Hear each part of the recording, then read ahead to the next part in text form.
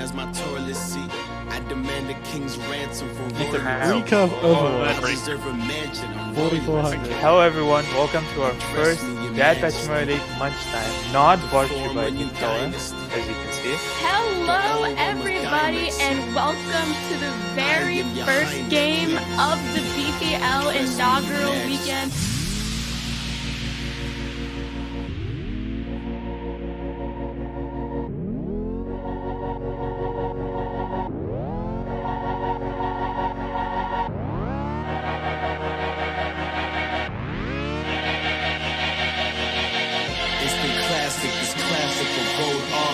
Urban Blacksmith, Blacklisted Mozart. He picked up 3, 4, 5. It's for 5K per D, 6K per D. Oh my god, it's a 5K from Fortunator! Legacy are your Season 1 BPL champions.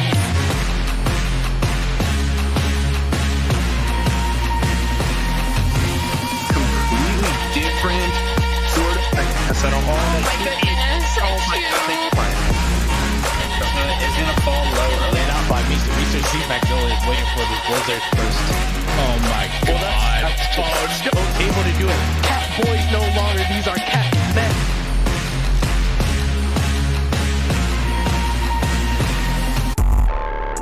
Are you like Yazan's brother or some shit? Burns is the Michael Jordan of BPL. Well, we put in the work, I guess, but I don't know. Would you still say we're a bottom 5 team? I'm gonna take these hot casters out on a date, so I'm gonna stay. Flashy, can you catch me? 50 on a pink Porsche, two baddies in the backseat, horny, true story. Had to kick him out, sorry. My oh my, yeah, I don't care what flavor, at least it be some cheese. Yep. You seen how this baby want, bitch, you got Steve. And these girls use me, so I flick them like fleas. I did it with ease, cause you wanna cook keys. Alright, I'ma fly to the UK to eat my mind off a fine lady's boo babe. I'm too polite, girl, may I see the booty? I love my life, my oh my. People say I gotta be different, but I'm just myself. Oh my, I got another hottie in my DMs every minute giving me hell. Is it cause I'm fly? Yo, welcome, Ruination.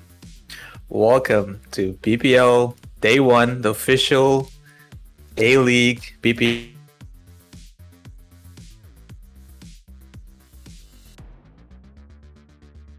Right here, right here.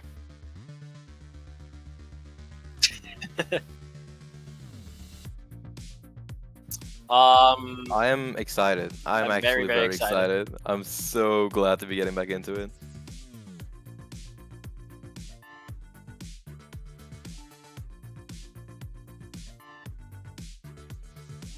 Nah, yeah, that's a good one. That's a good one. I wouldn't try it.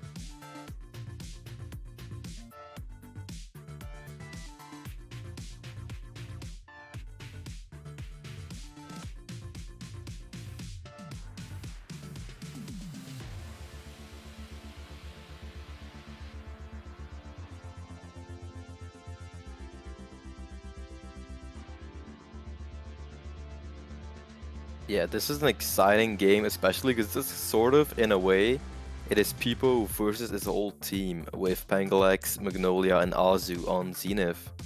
As I said before, it's going to be Teku kind of going up against who was, in my opinion, the best main tank in Season 2.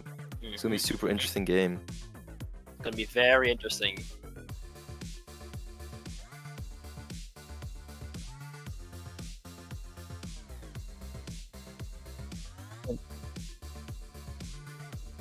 Vic, for a vampire. I don't know why, but your audio's not coming through. I don't know why. Hold on. Everyone keep it hold like your that. breath. Keep it like that, honestly. Everyone hold your breath right now. I need to press this button. I don't know.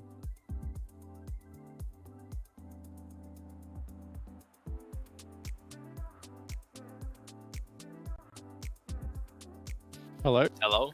Hello. There we go. I don't know what happened there. That was weird. Weird that you can hear everyone but us. But Vic. Was it only Invictus? It has to be. That's just racism. Yeah, oh my god, I can't believe we're starting Season 3 like this. That's weird. A fucking robot, bro. Yeah. Weird champ. Weird champ.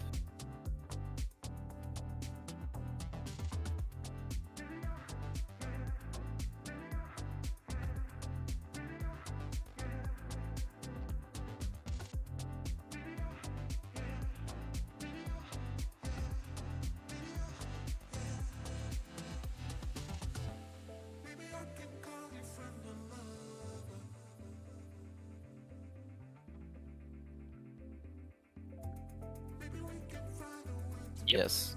As well, just a lot of, like, on the side of Zenith, I think we got some new faces in the form of Bing, Aurora, and Bonesaw moving up from. Bonesaw's the only one moving up from B League, but Aurora is a new face to me, and I think we've seen Bing once before in Sub 34, but never in the BPL setting. Super interesting to see what they will bring to the table. And we got Golden Apple guy, very prominent BPL member, of course. You got Peepo, best main tank from last season. We got Moopy, Meester, both from SYS last season. Yes, we got Grand Tyler. Finalists. I'm pretty sure Tyler's a new face. I'm not sure. Yeah, I'm not familiar with Tyler yet. Kernmaster too. Yeah, Kernmaster. Laser. I've seen a bit of buzz. Laser. Laser played in Blastoff, I'm pretty sure. Yes, Laser is known from the British Blastoff. I'm quite sure he won actually. Yeah, he won. He was on Joker Posse.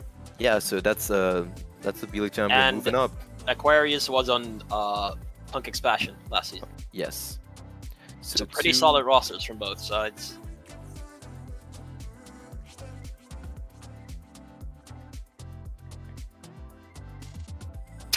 He just fucking leaves and joins. What? Whoops. Who dragged me? Solomon, probably.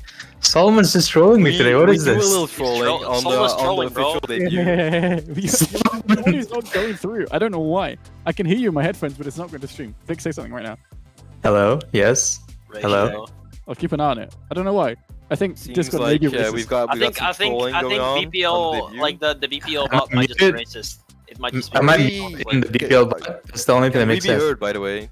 Yeah, we could be heard, just not Vic. Okay, fine. That's all we need. Are you speaking through like a virtual audio cable or whatever that's called? No, but if you guys can hear me, then Discord can hear me. Like, it's not like a selective hearing on Discord. Maybe the bot has you muted. Yeah, that's the only thing that would make sense if the bot has been muted. Yeah, Solomon has to check that one. Classic Solomon. You'd think that would make sense, but you won't. You're just, I don't know. Anyway, we're about The only thing that makes sense is the bot is racist. It just has to be. I can't believe AI learned to be racist. Yeah, well, they're learning too much. Since the racism has caught up to me, I will I will let you guys take it from here. We're just about to get into the game. I think we're on Busan, so it should be very exciting. We'll see you guys after the game. Okay, starting on Busan, interesting. I don't know what to expect actually, compositionally wise. I feel like people might be on Monkey though. Peepo goes Monkey. Teku goes Monkey too, I think. If they're on Busan. You're expecting the mirror actually. You know the Cowboys crew is a what's it called? 6-man team. They play 6-man. It's true, and a lot of pieces did end up on If Teku just clicks on Monkey, selects him, they're a 6-man team. Again, what do you so feel? they can just play 6-man. I feel the odds that Teku decides to go ball actually doesn't feel like maybe taking that mirror against Peepo and says, maybe I feel more of a ball today. They might go ball, like a ball Sombra Tracer, because their DPS line is basically just a Sombra Tracer DPS line. That's all I know. Yeah, I feel like this is just a double hit scan line. We do have Bonesaw. Interesting to see how he will be utilized, if they will be utilized in this team. I don't know which are the starting rosters currently. I have no clue. I have no eyes on that. I don't know either. But it'll be super interesting. I'm expecting to see Pangalex and Gnolia, that Cowboy Crew DPS line, returning champions of the BPL, so it would be a little bit odd for me to not see them in, unless it's a drastic, like, different comp that we're expecting. I'm excited. Do we get to see the team play, or are we just gonna sit on our faces? Alright, I think we're heading in now.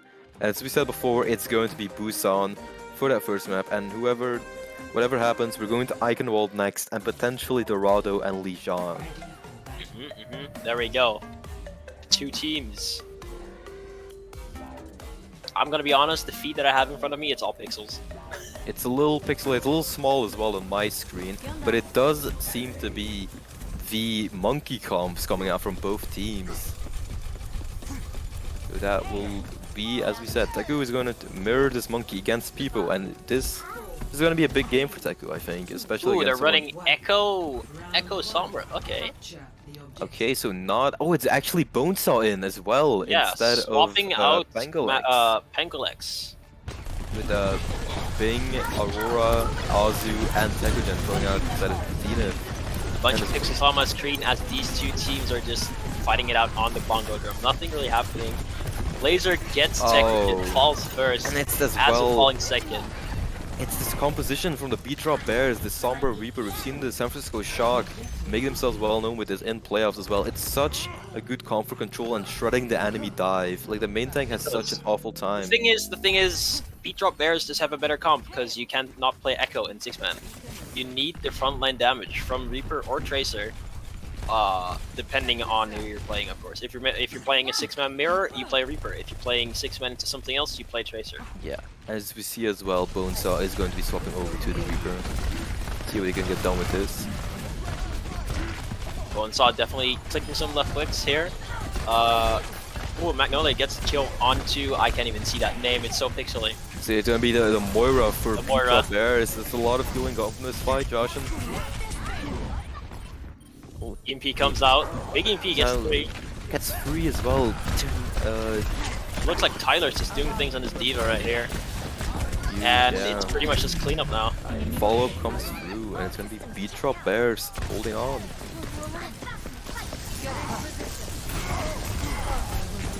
I think that's really just, that's the quicker EMP, I think, from the B-Drop Bears. It just secures them that fight. Such a powerful build, especially in a comp like this when everyone's just colored together. And then the Reaper is able to follow up so easily.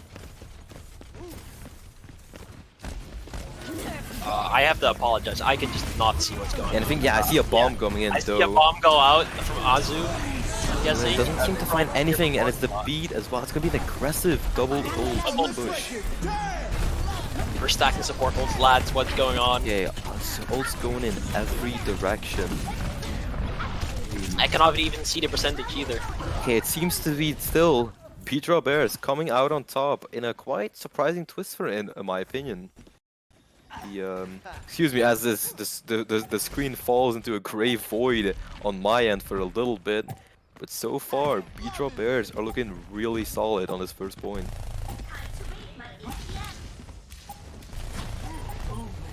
I can't even say anything because I just don't know what's happening.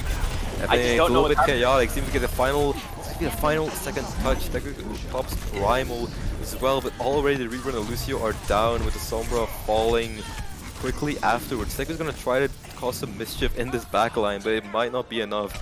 Finds the Sombra, who is not able to do anything as he cannot get back to point. It's like B-Drop Bears are just like winning off the first fight advantage here.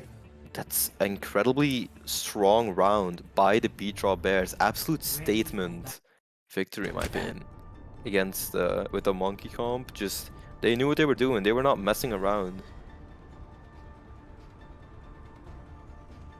Let me check the bitrate on Twitch, by the way. Seems to be fine on Twitch. It's fine. On Twitch's end. Right, it looks to be pretty fine for me as well. Looks to be fine now on Discord here. Alright, it's gonna be a rush mirror for this team. Sim May rush for both teams. They're gonna be trying their hand at the mirror again. Let's see if Zenith comes up better in this mirror. The previous one didn't work out for them that well. Wall comes out. Here from Bonesaw. Oh, Tekogen gets frozen. Will he survive? Lamp comes out and he goes down. Alright, the main take out of the Lamp saves Teku. Well, it looks like Zenith is just winning the first fight. Seems like that mirror comp here worked out for them. Last point they did not start actually on the mirror comp. They had the Echo instead of the Reaper there. So this time they're sticking something far more traditional, and it seems to work dividends for them. Dividends. It seems to pay dividends. Caps. You're just gonna hold the door here, obviously. It's the most standard move. Looks like B-Drop Bears are just gonna go here on the right side. It might be a bait. Like, come out with a crazy. Oh, it's a bait with rotate, and they're able to find a May. What a beautiful play there. I wonder who called that one. Oh no! The window comes out here from Bing Dong. They're not really getting anything. Just a dangle of that. And the return window speed much better. Oh my god! The fire strike catches Magnolia. It was just a better window right there. Completely out rotated, out ranged. Like, that was crazy. Really good ang on the window there. The wall not really doing anything. Teku! Teku gets 2, but wait, Teku Chad gets 2 with the charge? Chad move, Chad Absolute move. MTD just gets half of the...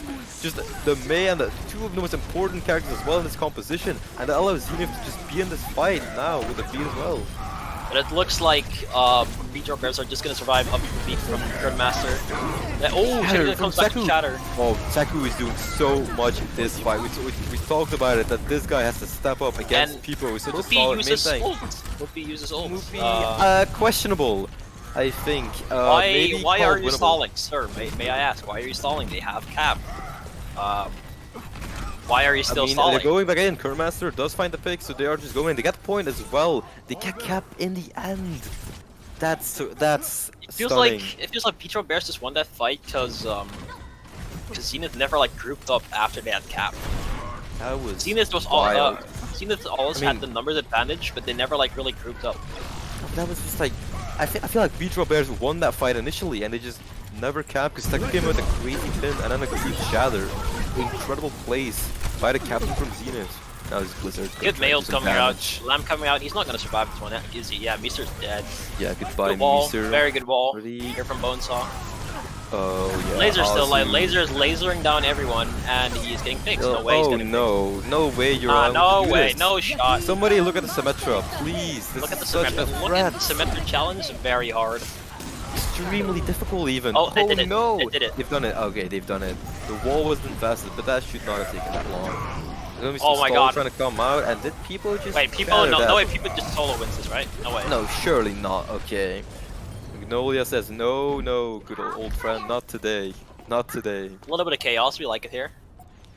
Absolutely scrappy fights by this team. They're hungry for it in their first game. They're just like team fights are not even ending. It's like every time someone stalls the team fight out, and somehow they just win. It's actually crazy. coming in. It's gonna be the window here from Bing that's gonna try to close out the Beatrop Bears before they even can really get in, I think. Beat him to that. Ding Dong with the window catches Teku. Or Pito, oh, the Pito Blizzard survives, though. The Blizzard is so big. Catches the enemy main tank. Oh, the bomb. It's bomb. Let's see what we can find. No kills. No Ratio. bombs on either side. That's just incredible Blizzard right there from Mupi. Does not get denied and just able to find the enemy main tank, and then people can just run freely. Beatrop Bears just regrouping here. Finally, they have a clean team fight where they don't have to stall every I time. feel like the support ultimates from Zenith just didn't get the value they wanted in that fight, and now the support ultimates are up for the Beatrop Bears. They're gonna be able to literally drop that beat as their namesake suggests. Gonna get a little bit more percentage on the point here with the window just stalling it What out. is this TP play they're doing Interesting here? TP play to go from the left and the right. Oh, okay. They're second up, but it's a top coming in from Zenith. Coming from the top ropes, people Now here. we're thinking with portals, people. Okay, Solo shatter, solo shatter, solo shatter. Ah, guys. No, he is able to find the Symmetra though. A lot of damage out of this fight. Laser with a insert. Beautiful eat from Tyler as well onto the males. What is that window? Is that window? It's true. The ults are being thrown everywhere. They won it. It's final fight. This is so bad. Tyler already gets the Baptiste as well. Huge plays from the diva of Beatrop Bears this fight.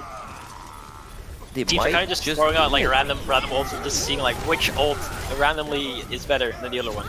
Let's see. Yeah, it seems they're throwing it at the wall, and at the end, it's Beatrop the Bears. Beatrop Bears that stick. Somehow. And they are able to take this first map in... I didn't think they'd bring this level of confidence in their play, really. Well, Pipo is a very, very confident main tank, as he saw earlier. Teku might have charged two people off the map here. hope this is a play. People is hitting some shatters. Oh, look at this. This Wait, from the is top a ropes. manimal play. He gets them. Wait, what? Wait, MTD. Oh, he MTD. also passed. Okay, no, he came back in that fight. For some reason in my mind he survived that, but no. No surviving that one, but it's fine. Main tank value. diff. I was a little bit... I don't know, it's so back and forth. I don't think either of these main tanks got diff this round. It was just so scrappy. It was very scrappy. There wasn't really like any clear fight plans. I think except for that that one TP up on the high ground and then dropping down on people. I think that backfired on them that fight. But yeah, the teams are looking pretty even. Beatrop Bears so definitely much. profiting off of the leadership factor that Google has. And I think they're definitely putting comms. They're playing comms there that just gives so much value to players like People and Kernmaster on those like supporting roles and putting their leadership figures in situations where they can succeed. But it's not over yet, as we'll be heading over. I think we're heading over to Eigenwald for our second map, right, Josh? I think so. Yes. Like BP said, People comms is like the monkey radar, turning people into super monkeys. Yeah, There they go. actually true. People is quite good on the comms, so maybe Audio looks rallying nice, the but his team. webcam be looking like an oil painting. Thank you. No, it's a little bit of a more difficult setup, but we're working through it. But that doesn't take away from the action that we are getting here on BPL day 1. Van That Gogh map- looking dude. Like, that was a crazy round. That was a crazy map even. Especially that final round. That rush mirror was exciting, and usually I don't get that from a Sim-Mei rush mirror. Yeah, Sim-Mei rush mirrors, especially with all the fucking abilities going on, like wall, sim wall, I don't know, shatter. Wild. The Huge TP wild, plays we yeah. saw at points were going wild. Absolute like portal movement. Thinking with portals, just throwing it out, and I'm super excited to see what these Zenith teams would can have bring won on if they Eigenwald. played Lex. I don't really know what Lex plays, but like I think they needed the flex DPS player there because they knew like if the mecha base came up, they needed a flex DPS player for the Mei there. Yeah, isn't Bonesaw a flex? It's just a projectile player. Yeah, flex DPS. He plays like, well, I just know him for his Pharah, but that's it. Yeah, sure. All right, now Eigenwald. Going into Maybe Eigenwald. maybe we can see some of that Pharah here. Who knows? We could. right? We actually could. I feel like That'd be- if Tech's team starts out some defense, we definitely could see some Pharah here. An offense that might just be going for like maybe a standard rush comp or like a Winston comp, but I'm not sure. Okay, and it's looking like the swap ups for the beat drop bears. I think Lex Moopy is and in. Aquarius have come in. The beat drop bears. No, And then- Moopy is now on off tank, and Laser and Aquarius. Wait, was Moopy always off tank? I don't know. No, it's Tyler. Tyler took round Oh yeah, 1. Tyler. Yeah. Tyler and I forgot who else was on DPS. Apologies. By the way, it's a bit. Oh, it was without- Laser and Moopy on DPS. Remember? Oh really? That must have been. So and Aquarius came in. did. Yes. All right, Moopy have moved over Moopy to and the off off tank role. And on the other side, Lex is coming. So Pangalex. What did that come Magnolia, from Zenith? DPS What does line. that come from Zenith? Oh, never mind. I Wait. think they are the ones on attack. So Orisa Diva, but with Mercy. double sniper Ash Widow. Maybe Magnolia going for the jump shot. Looking Kind at of weird because Mercy. Because what are they doing? They're not even sure if they're comp. There's I think they've Right, scouted they're- with the they're Widow and double they're shield dabbling now. their comp on the fly. Yeah. Okay, they're See double what shield now. Magnolia. It's gonna be the Tracer. Are they gonna Ash. play? They're gonna play a bit more aggressive here because they picked the Tracer instead of like a double sniper here. Yeah, let's see. Double shield mirror. I feel like. Echo needs to be I kept feel like in check Zenith by could Lex. win this because they have the Tracer. They're a bit more aggressive and they're already closing distance. Unless Magnolia. Oh, Magnolia unless just dies. that happens. Unless this Laser happens. picking up 2 real quick. Oh no. Not much you can do there if you're the rest of Zenith. Just go again. Laser already showing why he's in A-League. Yeah, Moved this up man. from E-League. This man was an absolute champion in the British Blastoff, and he's taking some of that skill right here back to the big leagues. And they're not really. They were kind of chasing them into spawn, not giving them the room to breathe, and I like that from the Petro Bears. Yeah. Like the thing is with Ash Tracer, I think it's fine, but like you really gotta play in a specific way because you gotta wait for the Tracer to do things. Like you gotta. Well, ooh, it's not the Tracer, but that is something being done here. And they get to. Wait, the Tracer will follow up on the Mercy as well. Yeah, the Tracer's just picking everyone off, coming from every angle. You know, actually denying the Resurrector, and they're gonna invest a copy too. Flux comes out, Dragon comes out, Pulse gets the Baptiste. Here, let's see. And it just looks like Beat Drop Bears are winning this fight, but they got a lot of percentage given away. Zenith. Yeah, it was quite a nice recontest there. I'm not quite sure actually how it happened amidst the chaos. They were able to pick off the Echo, or no, it was the Hanzo actually. And when the Mercy tried to go for a res, Magnolia was able to deny that. It was a 6v4 there. That was a very good recontest by the BPL Bears there. I feel like now that the Tracer has been in for like 2 team fights, maybe just swap. Maybe just swap to like an Echo, or like a Hanzo. Perhaps as well. Because clearly you're losing out on the shoot wars because the other team has way more spam damage. Well, the Bongo is gonna, it's not invested yet, but it is on the table here. Both tankles, and now it gets popped. Let's see what they can do with this one. Very good flux coming out here. Oh, it actually gets a kill. kill. Oh, it's huge! It's absolutely massive in the follow-up as well. That's the winning flux. Incredible Azu flux. This player, they've been so solid ever since they came in. Season 2 champion, and just showing right here why they are that caliber of player. They are that guy.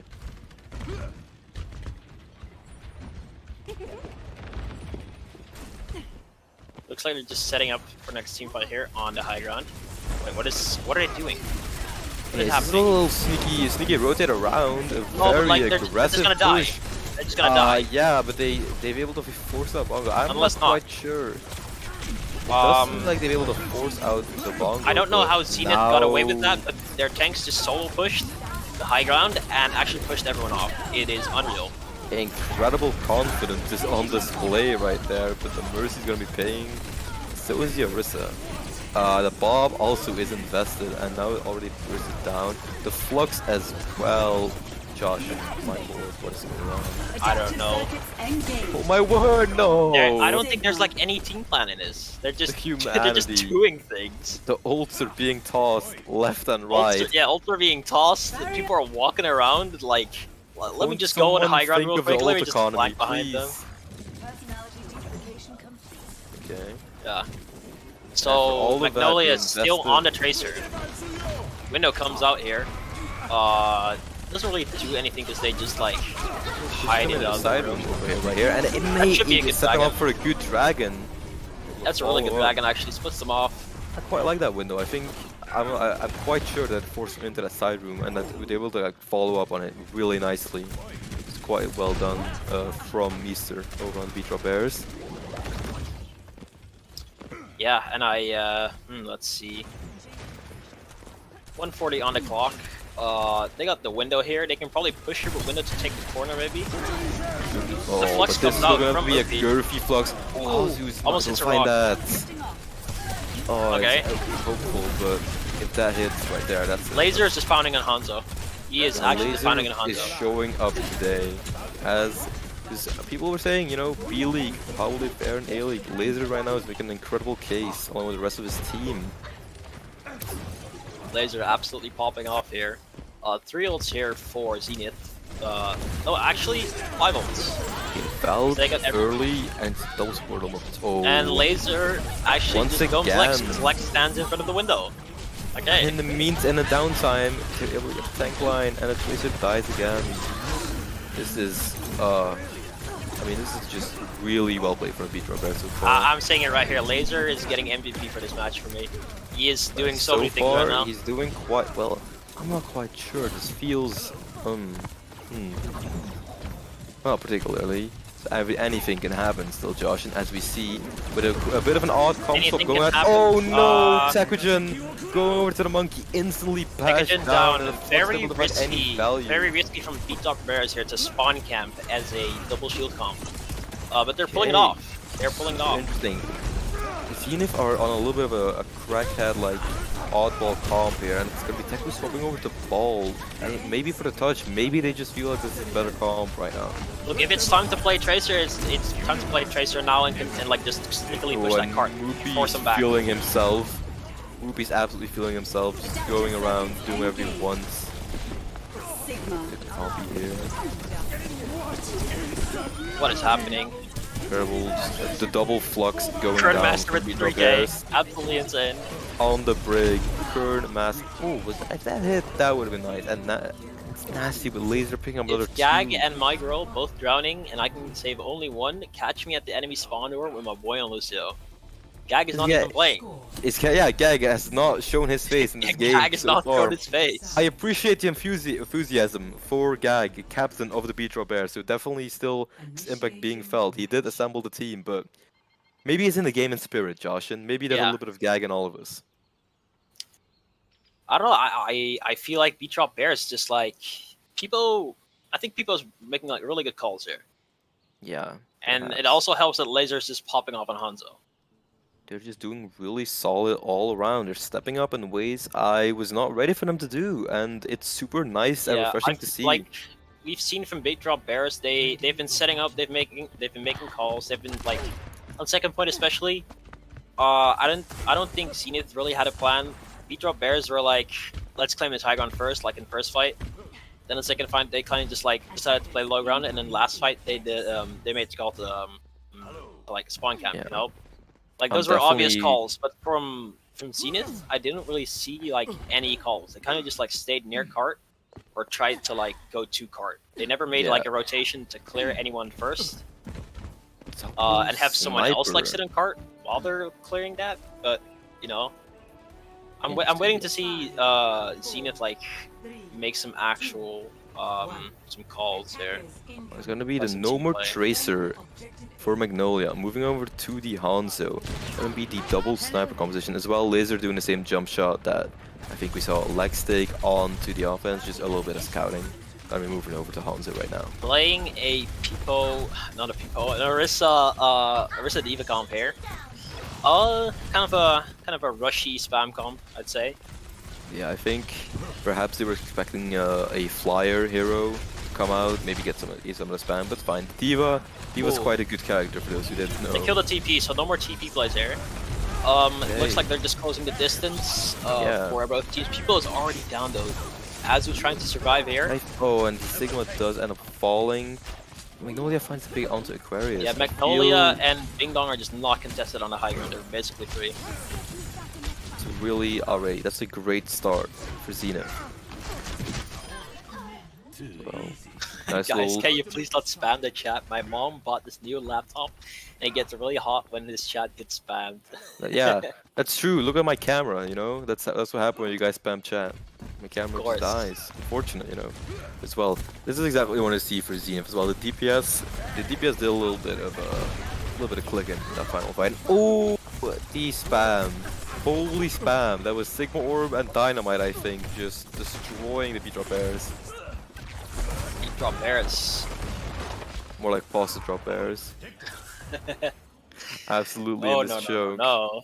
It's too early, of course, to call anything. It's gonna try to re-engage here. We'll find the sim quite an interesting pick here.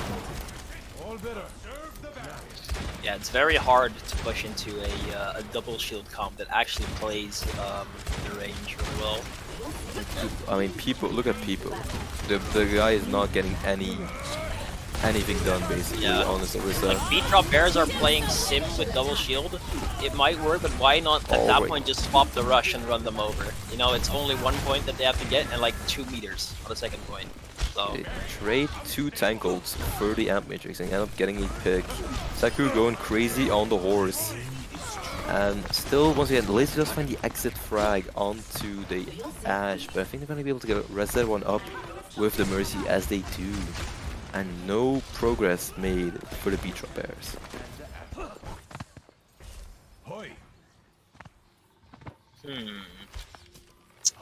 Trying to think of like how they could win this. Because they're not really saving their ults either. Well, they kind of are. But okay, it's going to be an aggressive engage here. A very aggressive engage. Yeah, Laser kind of behind. Oh, no, that was almost very bad. That's his own dragon. Please use your But dragon. the engage works though. They're able to just get in onto Zenith. There we go. Might as well just use your dragon. Oh, and it looks like Pivo's just cleaning things up. That Bob should be dead. Oh, that was quite nice. Laser the Bob is not still bad dies. as Laser falls with, but it's fine. Laser got ratioed. Quite nice there with TP engage and using the wall to just get in there and get onto them, which they couldn't do all round so far. I felt like struggle. 3 minutes. 3 minutes to just like get around the corner. Well, it's not impossible if the Zenith. All they have to do. On incredibly impressive. Yeah, attack. all they have to do is In push him off defense. the high ground. That's it. That's literally it. You can see them like trooping up here. Alright, Like gonna you be see the bongo, they're just gonna demolish Azu. That's all they need to You do. don't even need to supercharge it to demolish this Sigma pick. And it's Everyone over. else- It's over. They Well- they made the fight plan. They fucking pushed them off the high ground, and it's GG's. Meester ends up falling, so maybe any. No, there's no way, nothing. Ballpig's gonna be coming out. The Ash, Nah, that's definitely it. the best. That's it. And the Beat Drop Bears The take a Beat Drop 2-0 Bears. for our first game of Season 3. People I'm a finally little bit proving surprised. that he is a shot calling maniac right here, Well, live on that- stream. Surely not only a tribute to success, Laser as well stepping up incredibly big onto the DPS role as well. Kernmaster looking really solid. Everyone just really working like really well. This is a well-oiled machine over here on the Beat Drop Bears. Hello. Yo. Hello there, Invictus. Can we get a check if you are able Yeah, to be can heard we by get a stream? check from chat that Invictus is actually like talking? Hi, chat. You hear me this time? I hope they do. Chat saying yes, because there's a 30-second delay. Alright. Of course. Yes. Well, that was a game. That was a 20-minute game. That was that was really fast actually. Wow. It was such a fast game. Well, I thought this game was gonna be close, and that was kind of not close. But the second map was. It had its points. First map had Yeah. like the second point, and then I felt like Zenith came alive in the second half of both maps, and just it was a little bit too late. to Just get the gear there, you know. But I said during the match that I gave Laser like my MVP, but I want to change that to just People, because it's pretty obvious that People was like the hard shot caller there, because every feel push like- was led by him, you know. I feel like we're about to get like added on Twitter, like no, you know, everyone get knows spam that added, yeah. Dag the seventh man was calling everything behind the scenes. I Plugged wanna get People in here. Matrix. I wanna get my boy People in here. Yeah, well, That's let's see. possible. Let's bring up people. All right, for let's the bring interview. people. Yo, there he is. Hello, Peepo. And Laser. And What up? Aquarius. And Aquarius. As well. Everyone, hi. Hello. Hello. Hello. So People, you just won your match. What are you feeling right now? Feeling good? Feeling It was kind of an expected win from us. We knew what we wanted to do coming into Really? this. We had a pretty Yeah. confident game plan. It did look like to me that you guys did have like an actual plan coming Yeah, into the this match. confidence was shown today. The confidence was there. Yeah, we knew what comps we wanted to run, and we knew our win cons. And once we executed on them, we won. That's simple. I mean, it was visible. It's very So how do you guys visible. feel? I feel like you guys were incredibly...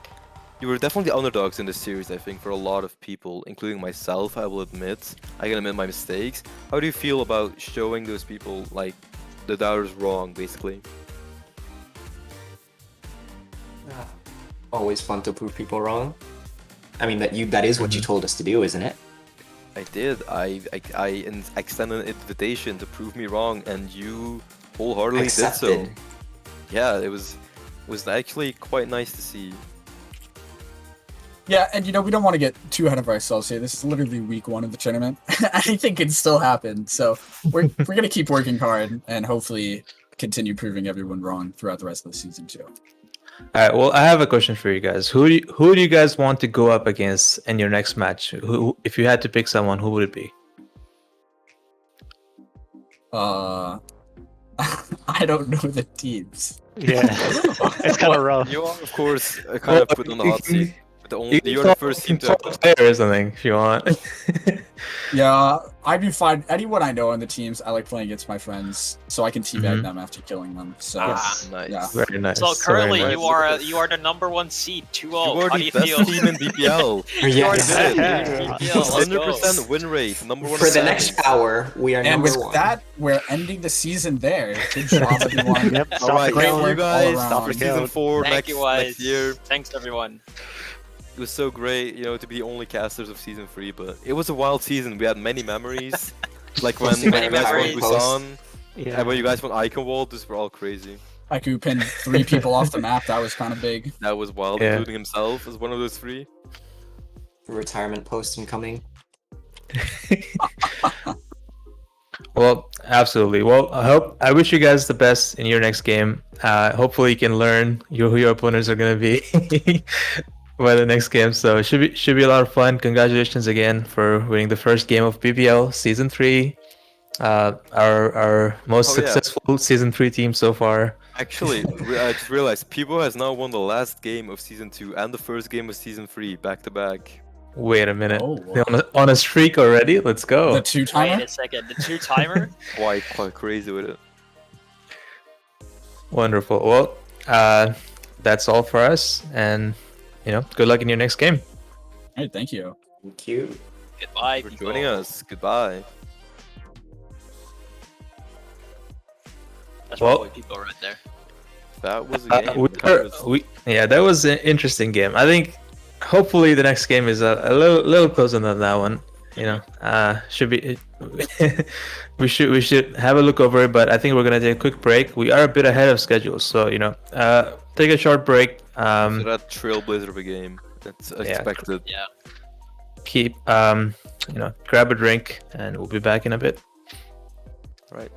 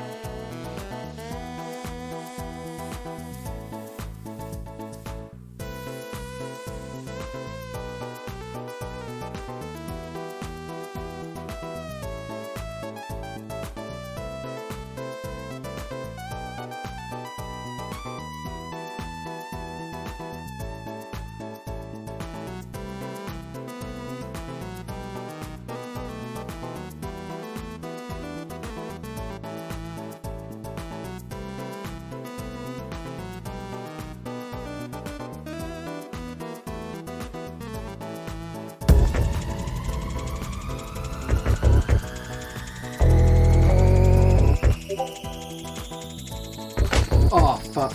I can't believe you've done this.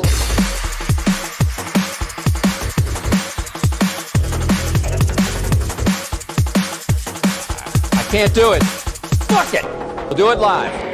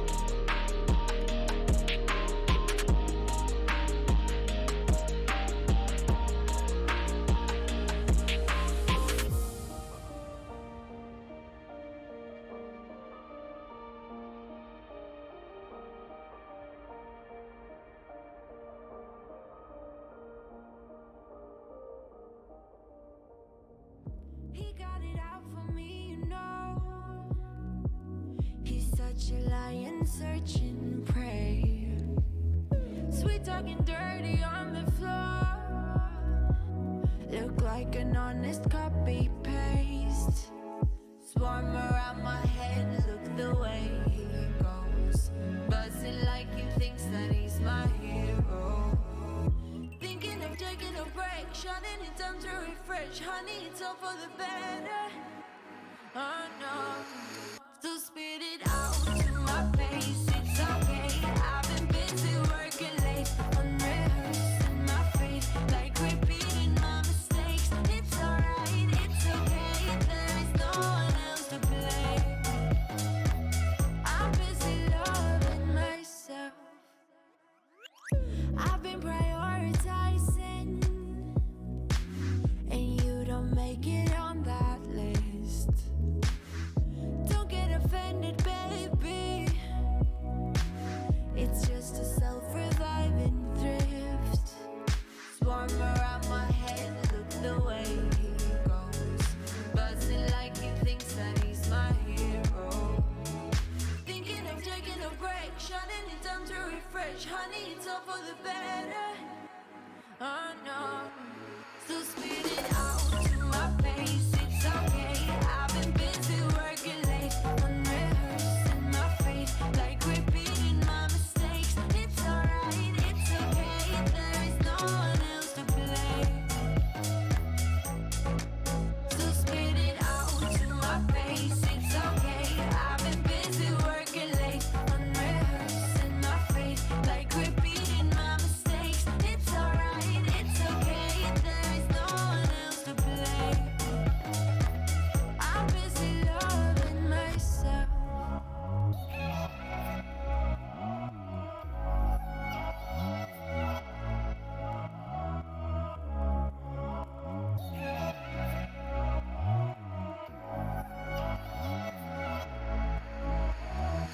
Ooh, yeah. Spinning it out for me, spinning it out for me, baby. Ooh, yeah. So spit it out to my face. It's okay, I've been busy working late, unrehearsing my fate, like repeating my mistakes. It's alright, it's okay, there is no one else to blame. I'm busy loving myself.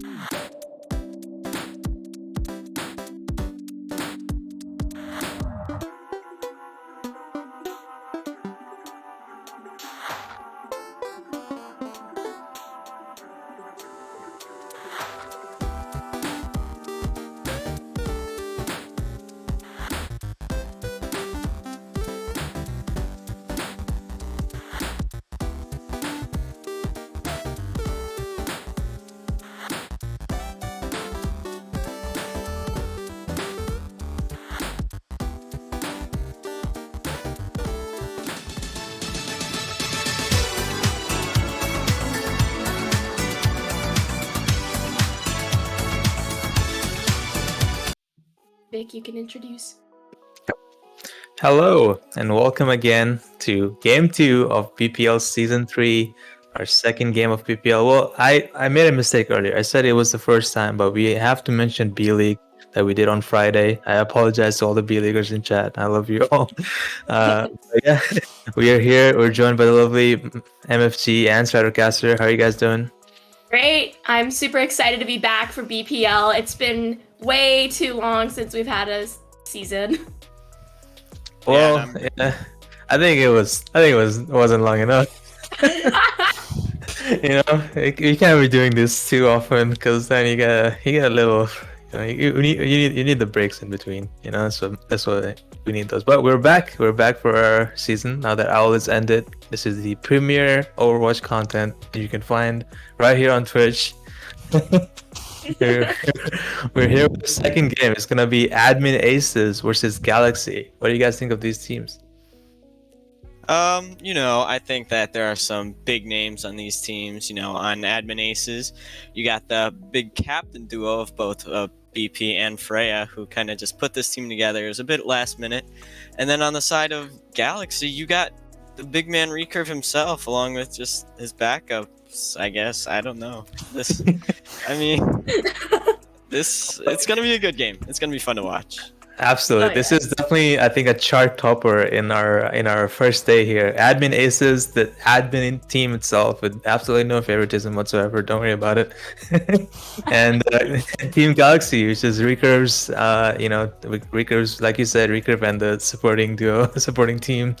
But you know, a lot of good players on both of these teams. You know, the classic Dean, Coconut, some really great players. You know, the high ground Ryan himself, Signet, Obi-Wan, at Pirate Spy, Lyro, a lot of like well-known BPL players, some staples of BPL on Admin Aces. And then again on Galaxy, the one and only Recurve, joined by Andrew, Infinity, Airtrek, Sleeping, a lot of these people, you know, and Super B, you know, are upgraded from B League, now in A League, Super B himself. So some absolutely, you know, incredible talent on both of these teams here, and this game should be a banger. I hope it's a very close map 3 game. That's what I want to see. Who do you guys think will win this though? I know you've been hyping up Admin Aces a lot while pointing out all of their players, whereas on Galaxy you just said Recurve. But looking at the rosters, I think that Galaxy does have more stacked players than just Recurve. I mean, Infinity, we also know Sleeping very well, Air Track even. So I'm gonna say that Galaxy's gonna take this one home.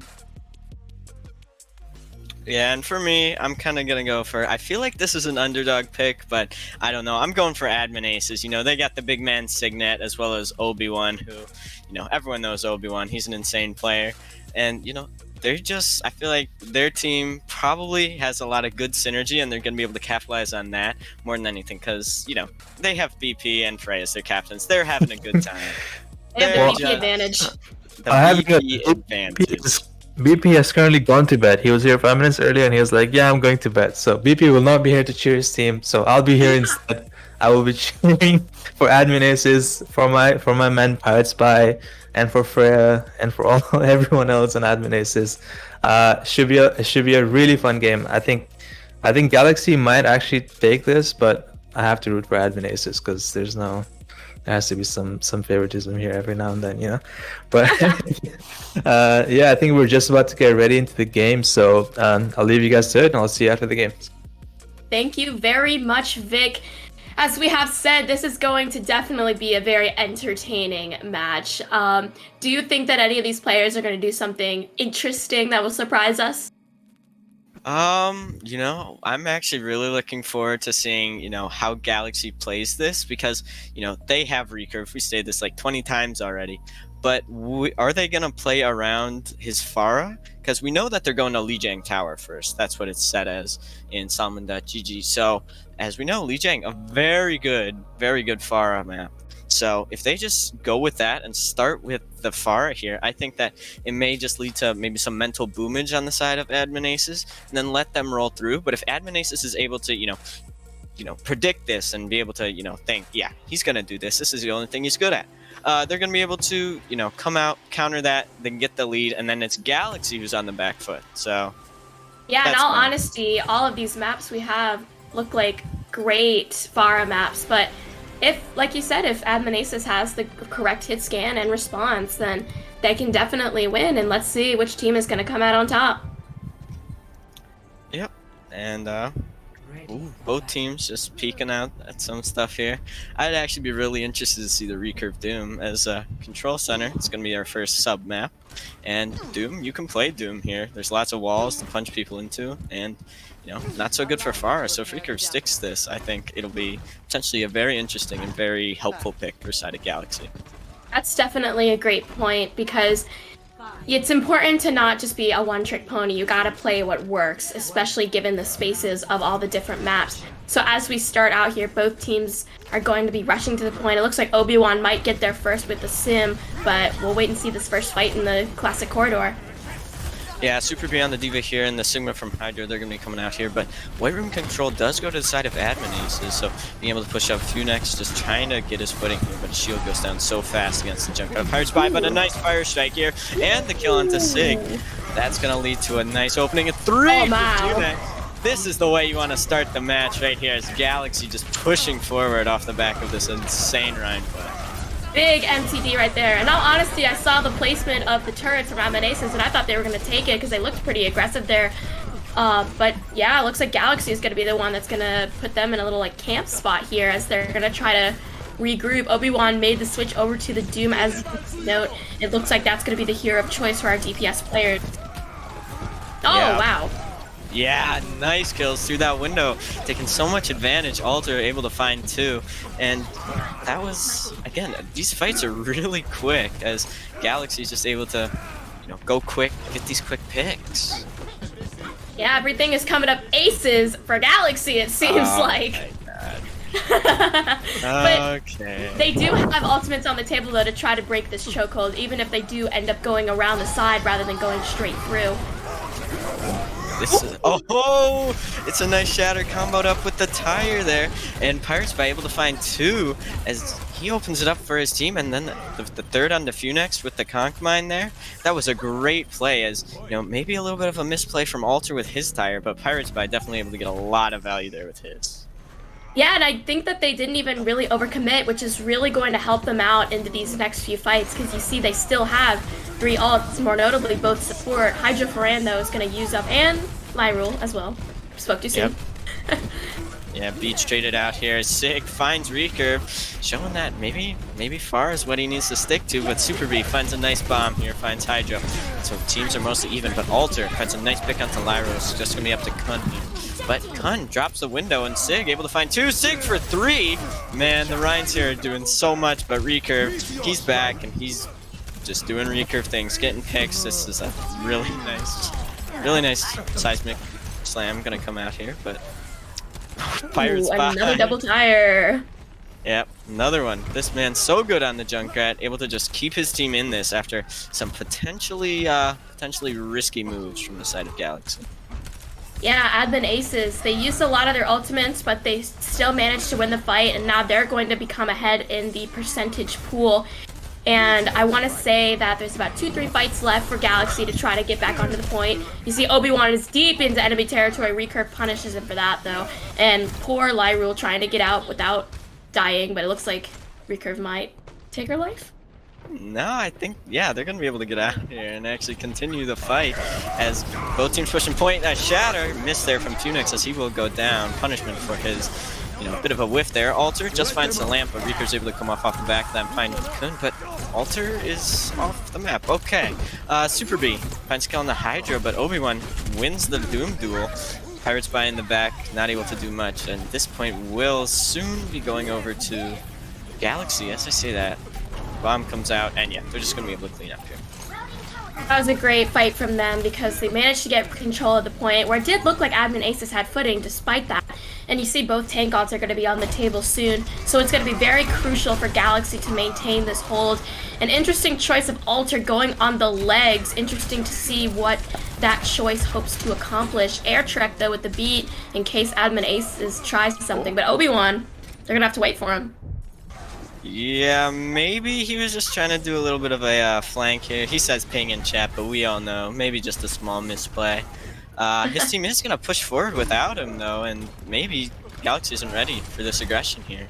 As They got to watch out for Pirate Spy here. Yeah, they do. This man been finding double tires all day, but the B comes out to counter. And Lamp, too, but Super B finds Sig early. This could be a big portion of this fight down for Admin Aces, as they're not going to be able to go as aggressive here, but as I say that, Lyrule finds a kill on the Phoenix, and Alter kills himself. He's just not doing good things on this soldier here, as Aircheck able to find Lyrule, and the rest is kind of just going the way. There's so many, off the map kills. It's interesting. May or may not be ping, but like I said before, definitely surprising content. We might be in a little bit of a pause currently, but so far I'm enjoying myself. Yeah, this game is very fun to watch. I'm especially liking Pirate Spy. This man doing godly things with most of the tires. Some of them are whiffs, but some of them aren't. As you know, we need a little bit of a break here to fix some production issues. It's BPL. It's normal. It's BPL. It's the first day of A-League. If there wasn't production issues, I would think something is wrong with the universe. Well, in order to pass time, I know some of you guys are familiar with the... Oh, we're gonna go into the next map. It looks like Galaxy was able to finish out and take the first round. So now going into round 2, Admin Aces needs to come up big here, or this map is going to go in favor of Galaxy overall. Yeah, pretty interesting. As you see Obi-Wan here on the Pharah, but Recurve not matching. Maybe too scared to go against Obi-Wan himself, as he will boop sleeping off the map. Sig falls off himself, not quite sure how that happened, but a nice hack. And Obi-Wan. Obi-Wan indeed. Kills himself on the edge of that bubble, and this will be the fight pretty much going over to Galaxy. How exactly did Signet fall off the map? I would like to ask the same question. I would assume it was because of... I don't even know what it was because of, because I was going to say maybe a boop, but there's no, like... Because it would have said on the kill feed, maybe he was trying to do a charge like we just saw him do there as they wrap around the side. Yeah, I'm pretty sure that had to be what he was trying to do there. But, ooh, a nice boop there. Almost catches onto Hydro, but he's not able to. But he's able to get back on the map. But Alter finds Obi-Wan as Funex finds Sig, and a nice boop from Airtrack finds the counterpart in Lyrule. A very quick engage, as lots of kills coming out quick there for the side of Galaxy, and they're holding steady onto this point. I like the way that Airtrack is playing particularly, because he's actually been getting a good amount of boop kills considering who he's up against with Obi-Wan on the Pharah. And I think that's a great way to play because he can get the tanks out of order, and if there's no front line to push in, the Pharah really can't do too much. But Obi-Wan, though, close to the ultimate, ooh! Yeah, Galaxy doing so well to play around these pits as Signet gets knocked in. Obi finds Recurve, but Pirates by goes down to Super B. Funex 1 HP here, will he be able to get out? Yes, he definitely will. He's sleeping, there to heal him back up. Bomb's coming out, will that be able to catch him? Do you think that might be too high? Yeah, too high to handle as the bomb from Hydro comes out here. Doesn't find anything either, but the beat from Aircheck was dropped. Nice hacker on the Hydro, no Matrix here for a second, but a nice shatter out here, followed up by the barrage from Obi. It finds 2, as well as the Max. Super B finding Signet, but it's not gonna matter as Admin Aces coming out with a nice fight and a nice shatter. Big, and Sleeping says misinput as he activates the ultimate, but ultimately doesn't do anything with it. Admin Aces looking in a good spot right now. Pirates that EMP in case Galaxy breaks through their defense, but Airtrack gonna fall at the beginning of this fight. Yep, Pirates Spy does have this EMP here. It'll be whether he chooses to use it or not, and he does. He drops it, but he will go down to Recurve here. Everyone's hacked, and a boop from Obi almost knocks him off the map. Pirates Spy able to get rezzed up, and Super B trying to go in, but Funex goes down to Pirates Spy, and Super B's gonna get DMAC'd for going too far. Obi just peppering the enemy team with rockets, and that's gonna be the fallback call for Galaxy. Is Admin Ace is able to just, they lost Signet early, but those key picks as well as the key ultimates kept them in there. It's very true. Admin Aces is doing a great job, especially with the Pharmacy strategy, because we've said this before, but we would think Galaxy would try this. But I actually like to see Recurve on the Sombra because I think it is getting good enough value for them to be able to push in and deal with Obi in the right circumstances. But here, Alter tries a pulse, does find someone though. Yeah, Pulse, I originally thought it went wide, but Alter's able to catch Signet with it. He will get res back up, but the rest of his team is pretty much dead. It's just him and Pirates Spy at this point. So it's just going to be some stall here. How does he finds a pin on the air track. I don't know. He just finds kills where nobody would think that he would be able to. Fair enough. You lose the fight, but you still take a kill. Fair enough. And now, last fight territory has been pretty much approaching for both these teams based on percentage. Recurve has the EMP available for this push, and there it goes. Yep, they use it quick. Obi uses his barrage, finds Super B as he ulted there, but Hydro lost the mech and is off the map. Sig just pushed up here. Maybe he's gonna get taken down. I mean, not a lot of healing right now for him. Funex just jumping back on the map, and he's gonna jump right on top of Signet here. Not able to grab the Mega. I'm not even sure if it was there.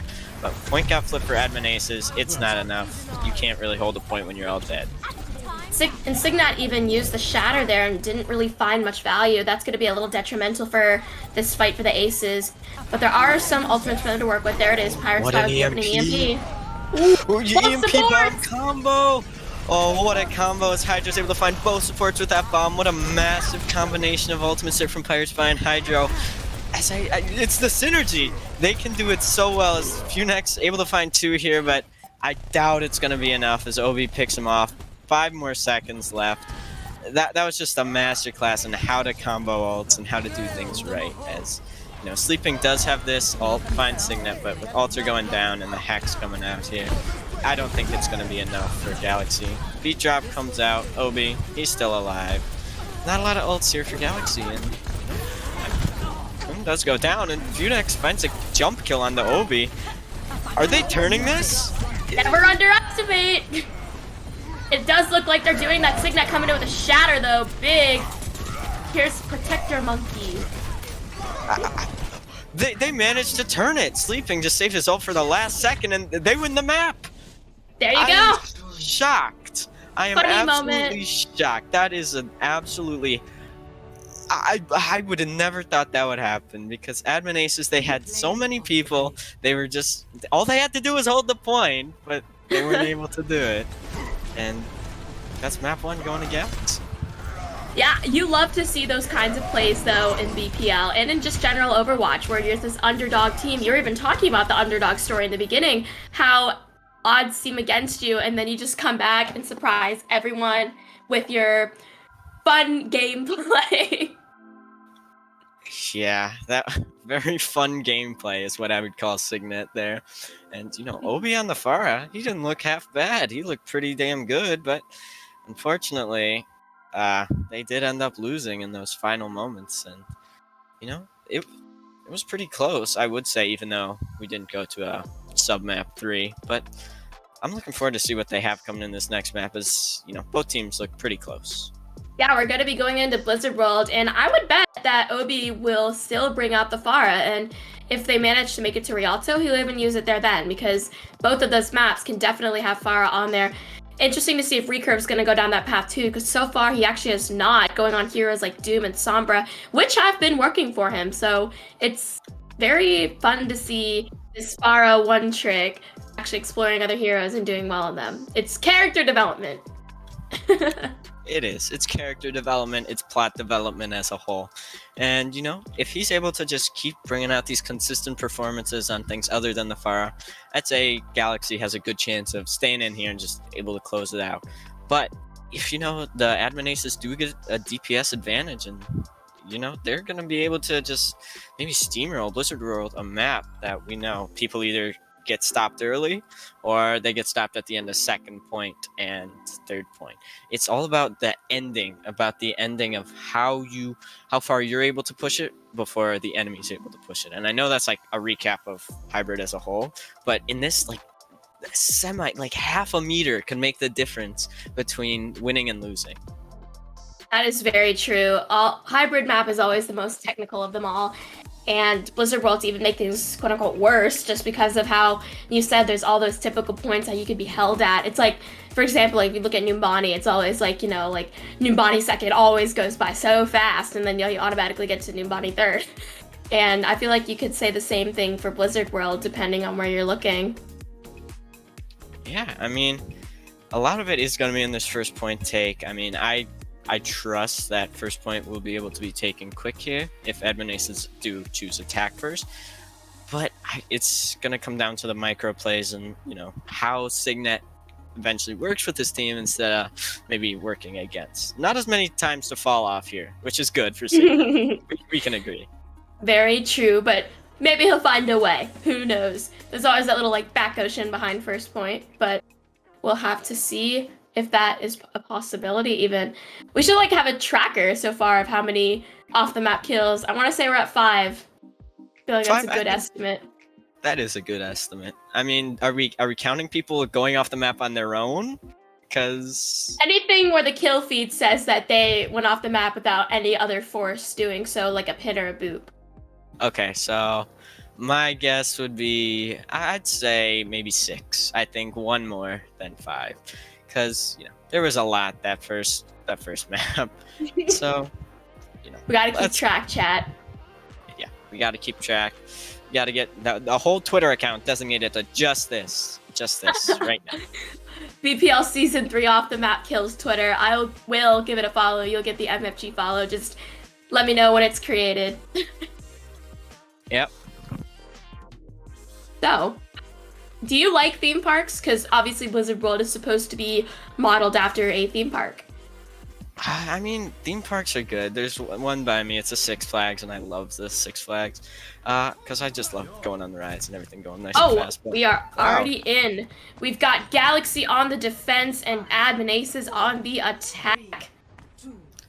Yeah, I mean, Admin Aces, they are running this far here as well as the Hog. All right. Oh wait, no, Eva. All right. I wanted to see the Hog. But Obi still on the Pharah, like I predicted. And recurve on the Genji! That's new. That's very new. Very new and could potentially be very viable here. As Signet falling to 1 HP, is he going to be able to be finished off? Yes! G-Nex is pushing into him as Obi's going to have to retreat here. As we're trying to take the Pharah 1v1 while he's not a Pharah. Pirates Bar will go down to the melee of Super B. And Admin Aces, they're going to have to back up here.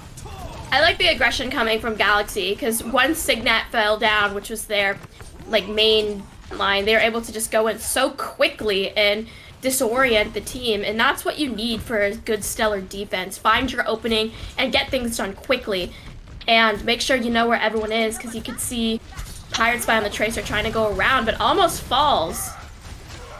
Yeah, almost falls up in. Are they going up map? They're off the map. Signet up map. Count that 7. Number 7.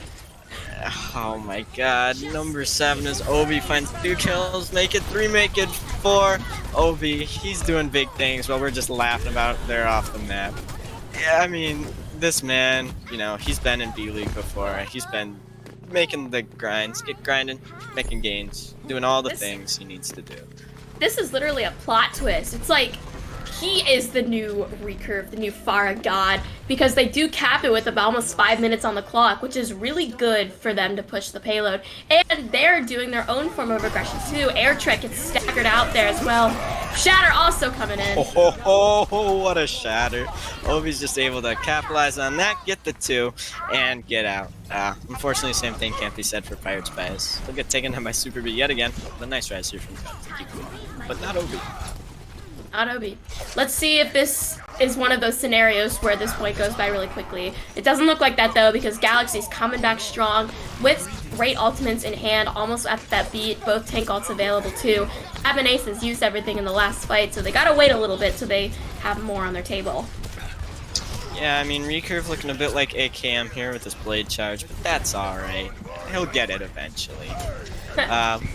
Yep, so as Admin Aces come back here, they have some good ults too. If they're able to use this barrage, and Obi's all pretty much all the way up to another one, they should be able to get a lot of damage down and do a lot of winning. The bomb first comes out from Super B, as well as a beat engage for the side of Galaxy. G-Nex gets moved back from his pin, not able to find anyone, but with Sig going down. And ooh, wait a minute. Wait a minute is right. Obi using his barrage to do big things, finds 2. Pirate Spy able to find altar here. That means Obi-Wan's gonna have free reign to get as many as he wants, and this is gonna be Admin Aces continuing to push after what looked like a rocky start to the fight. I'm proud of Obi doing so much here, like opening, finding all the great picks, and letting his team advance, but on the side of Galaxy right now, I comment earlier, I noticed that there's no Recurve has the blade obviously, but there's no Ana, there's no Mercy, so it doesn't have any strength or added strength to the blade. So it's gonna be interesting how he's gonna use that in this whole Bad of Blizzard World if he chooses. Alter getting the Deadeye though to finally shut down the Pharmacy. The funny thing is, he used the blade while you were talking about, and he was just standing around with it out. He wasn't doing anything. He was just holding it up there. He was like, "Yeah, come at me." But maybe it's a distraction. It's a distraction while Alter does the high noon. True. Recurve is Alter's distraction. It's like the Haikyuu reference where there's the decoy where the actual spiker goes and makes the point. I too get that reference. As Admin Aces have to back up, but Sig, he's caught out again. And Galaxy's gonna be able to push up here, get some damage done. But I don't know. Phoenix might get picked off here. Oh, not with the lamp, but yeah, with the lamp. Obi, I guess Phoenix just walked out of it. And Obi's able to find him. Recurve finds kill on the Hydra while he's out of mech. And both teams pretty even here, especially with the res coming out on the Hydra. But Kun does go down. But Alter dies to Pirate's Bat here, and Pirate's Bat finds another with his Pulse Bomb. Cart was being pushed there, but they just backed off as Recurve finds the Pharah. I don't know why they were flying so close to the sun there. Recurve, obviously the son of Jane, the inventor of esports. And a Shatter comes out here and pins Recurve with it. Oh, and wow. That's just hilarious. Oh, Recurve, I'm retiring. It's over. No coming back. I'm gone. You heard it here, folks. No more Recurve. They killed him.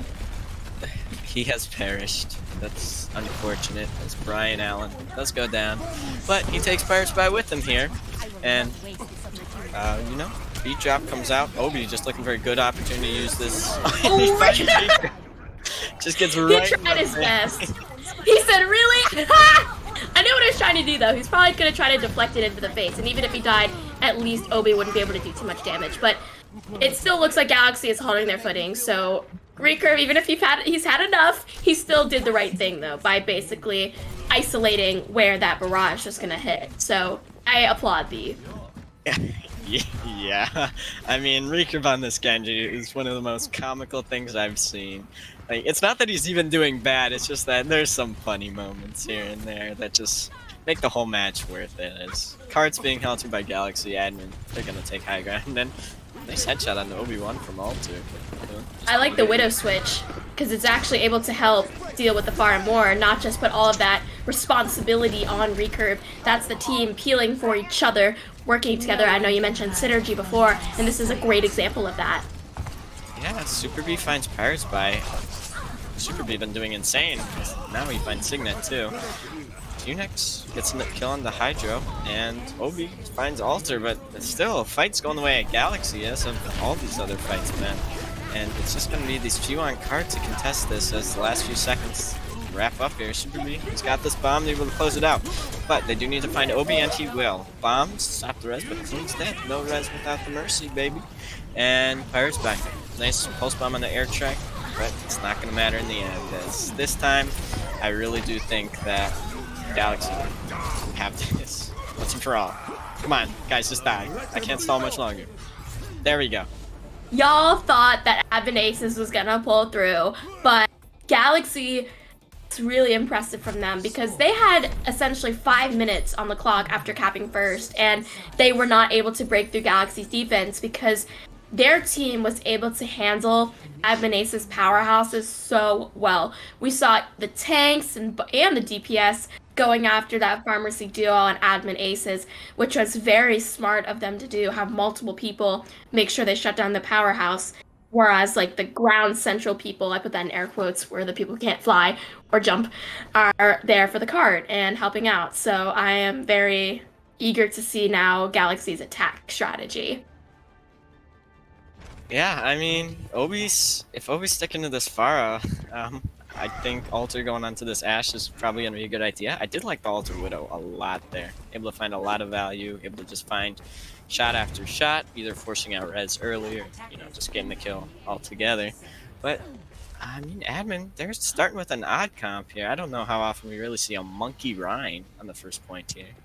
Very interesting indeed. I don't know what they're going to try to do with that, because obviously Ryan's not a dive character, and you don't really think of Monkey as a rush character. So it is a new strat. Maybe Admin Aces have their Joker cards out, but we'll see. I mean, yeah, the Joker cards, the whatever. Oh, look at this Joker card right now. What is he doing? What is he doing here? Oh my god, they don't see him! How do they know?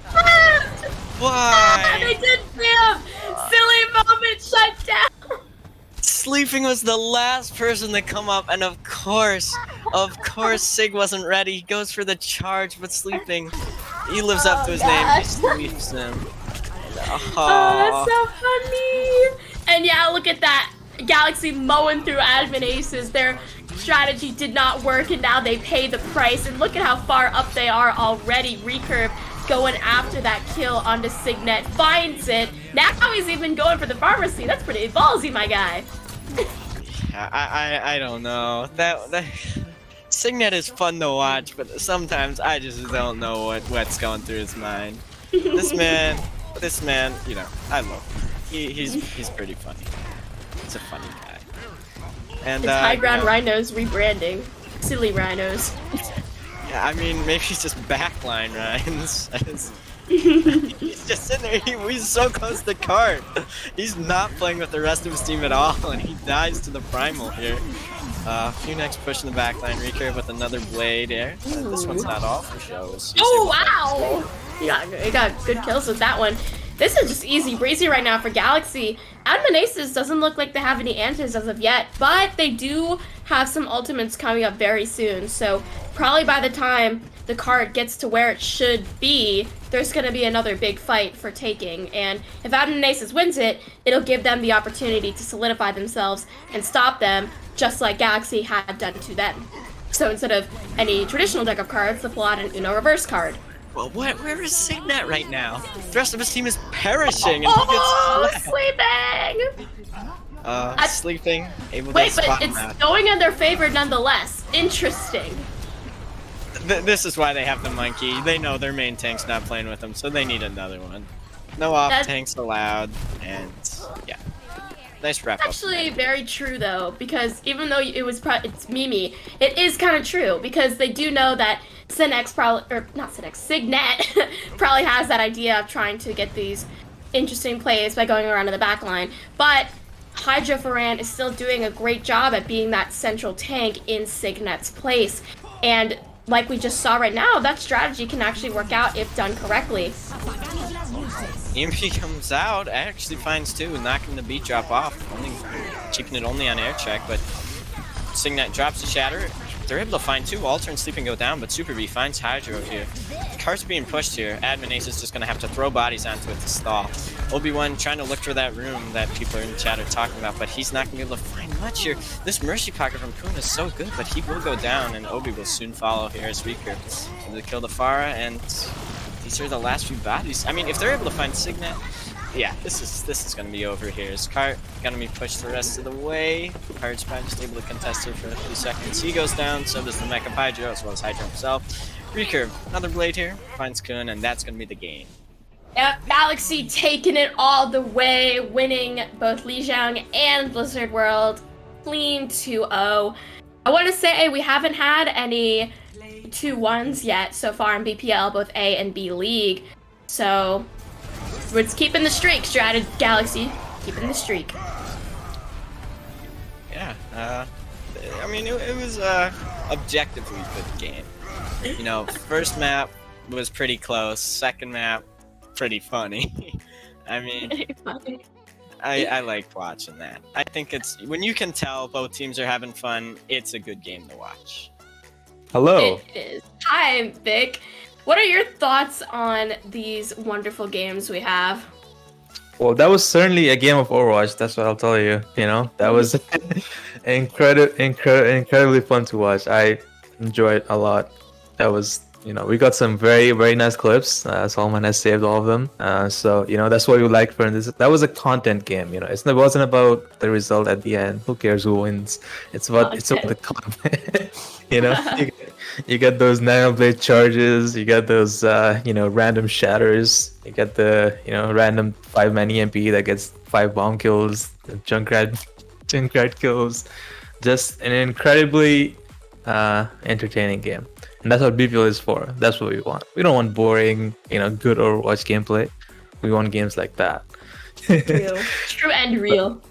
Exactly. Well, I did say it, Galaxy, you know, they played a little bit more seriously, I guess, and did win in the end. I think Admin Aces definitely won the content game. So that's what matters. Look at this awesome clip here of the primal. This one where Signet charges into the post bomb, I believe. Is that the one? I was like, how did beautiful. the post bomb find him? And then he just charged straight into it. We love that from Signet. Oh, and here's this one finding. I want to say he finds air. Is this one where he finds air track here? He's able to find so much. I don't know. Oh, He's charging all over the place. This man has Adminace's left greatest his bound hits. to W. See that is why it's called the high ground Ryan. You know, look at this. Oh, whatever. See, once you do that, it doesn't matter. Who cares who wins at the end? He sat here for like a legit like 40 seconds before someone saw him. By the way, like. I can't believe Sleeping was able to sleep him like that though, because like you said, like no one else saw him.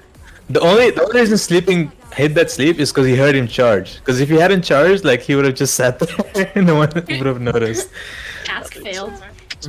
Goes off the map again. Oh no! Bro, this guy we thinks love Ryan can that. swim or something, I swear. When the Garden armor. first, we didn't catch it on stream, and when Garden first started, like Signa literally charged all the way onto point and then charged off again to the right. It was We love to see incredibly funny. That that's the classic Signa gameplay. But that was, I think, one of the most entertaining BPL matches I've ever watched / observed. I think that's definitely up there. And we see it on our first day, so I hope there's more games like these to come. That's the kind of game we want to see. At the end of the day, this BPL is just for fun. There aren't that many stakes. It's just bragging rights or whatever. So as long as teams are having fun, and I think that game certainly proved that both teams were trying to have as much fun as they could, and that's the kind of game we want to see. So Yeah. a lot of fun watching.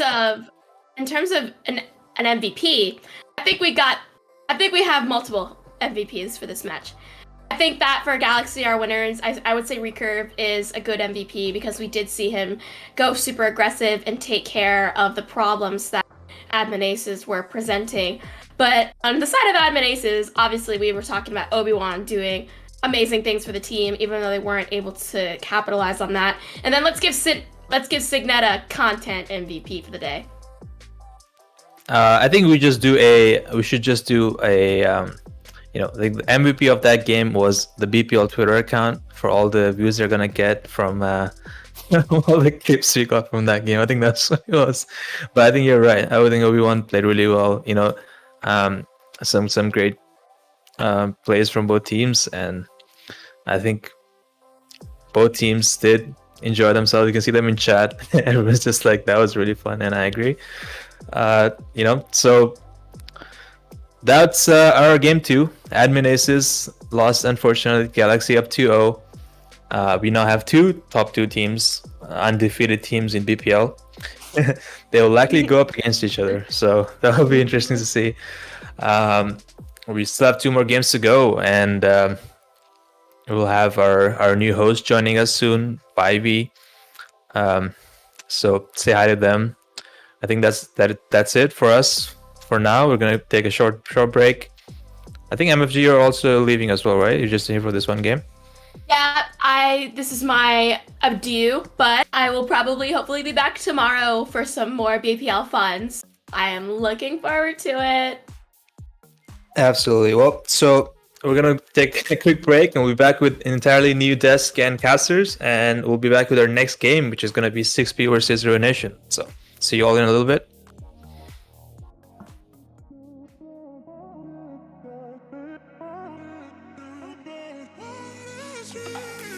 A million people in the crowd, but I only see your face in all the lights.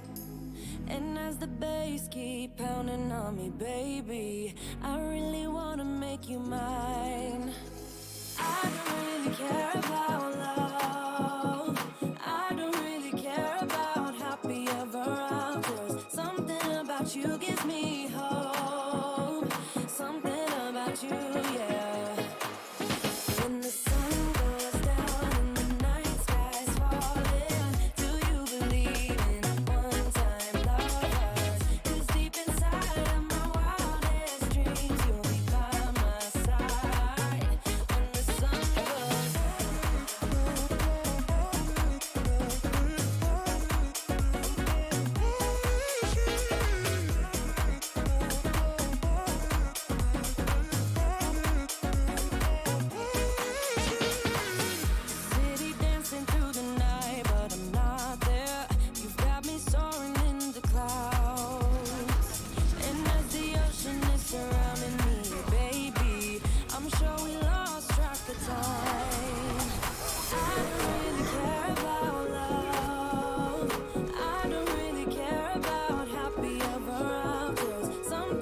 about you gives me hope.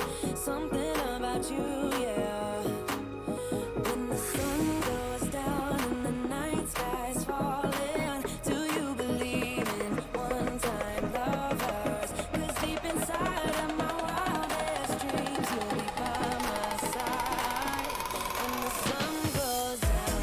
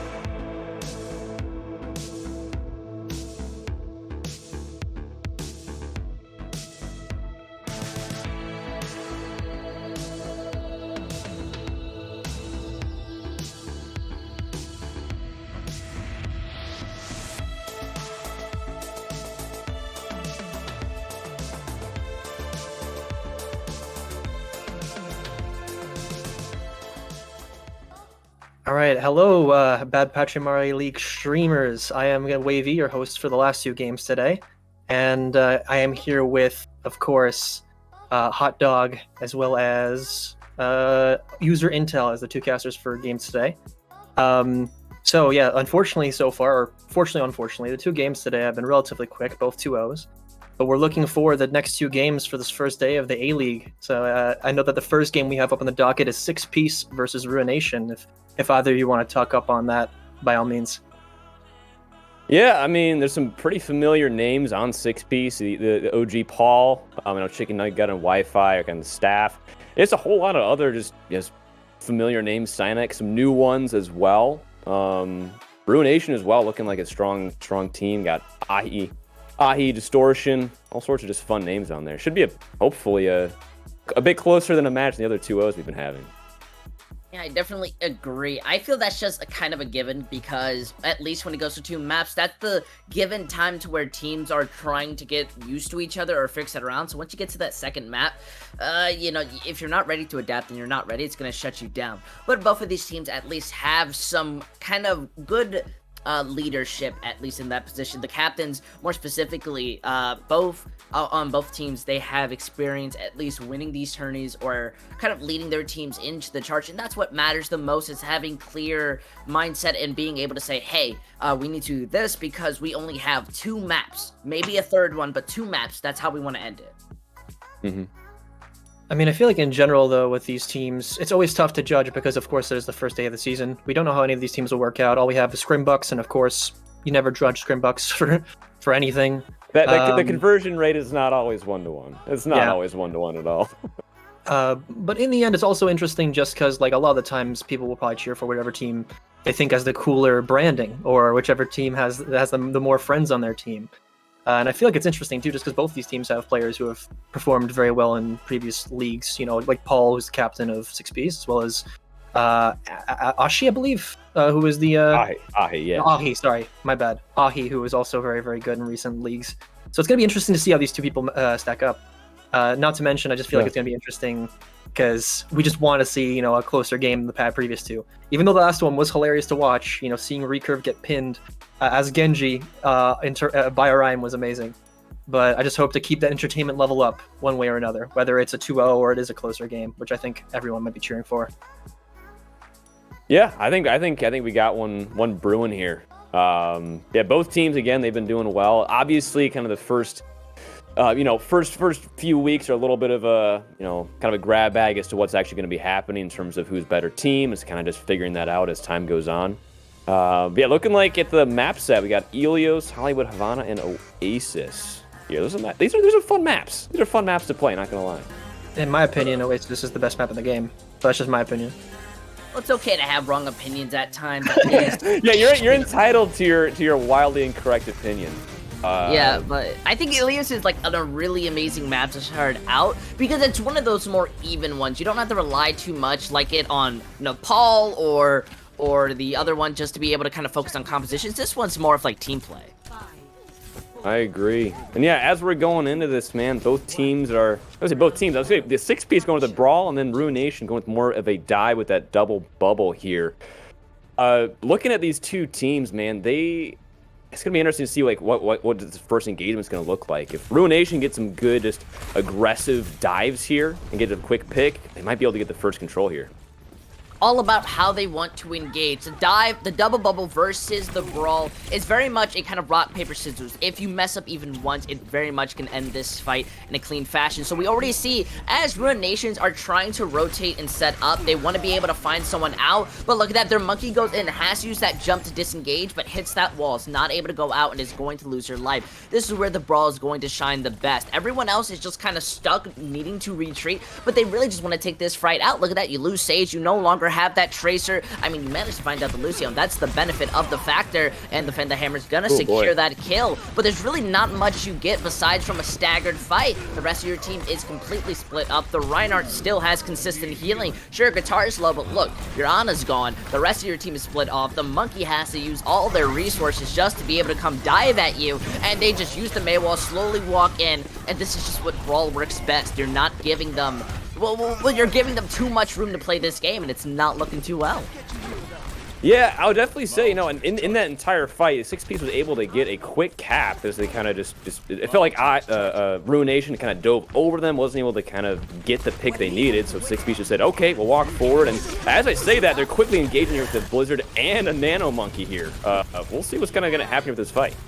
That was an amazing counter ultimate. You shut down the monkey, and that's your biggest factor. I mean, yeah, they got the high noon out, but the window's there, so they still not only have damage, but healing to kind of boot. They do have amazing shielding. It looks like Ruination have the opportunity, but without their Kree, they don't really have an ultimate to kind of invest in this. They need to win fast, but the Brig is isolated. That anti onto Guac is somewhat massive, but look, that bomb LOSs everyone. They're not going to be able to walk in, and the Brig is basically playing by themselves. They've lost their monkey. The rally comes in, but it's too late. You're relying on it to be solely on yourself. You're split from the team. No one gets value from it, and then everyone else is just freely hit by the shatter, and that's just a little mistake coming in from how you want to be playing this. And they're just going in. I kind of disagree with using that shatter there. I felt like they was there going to be able to that pick.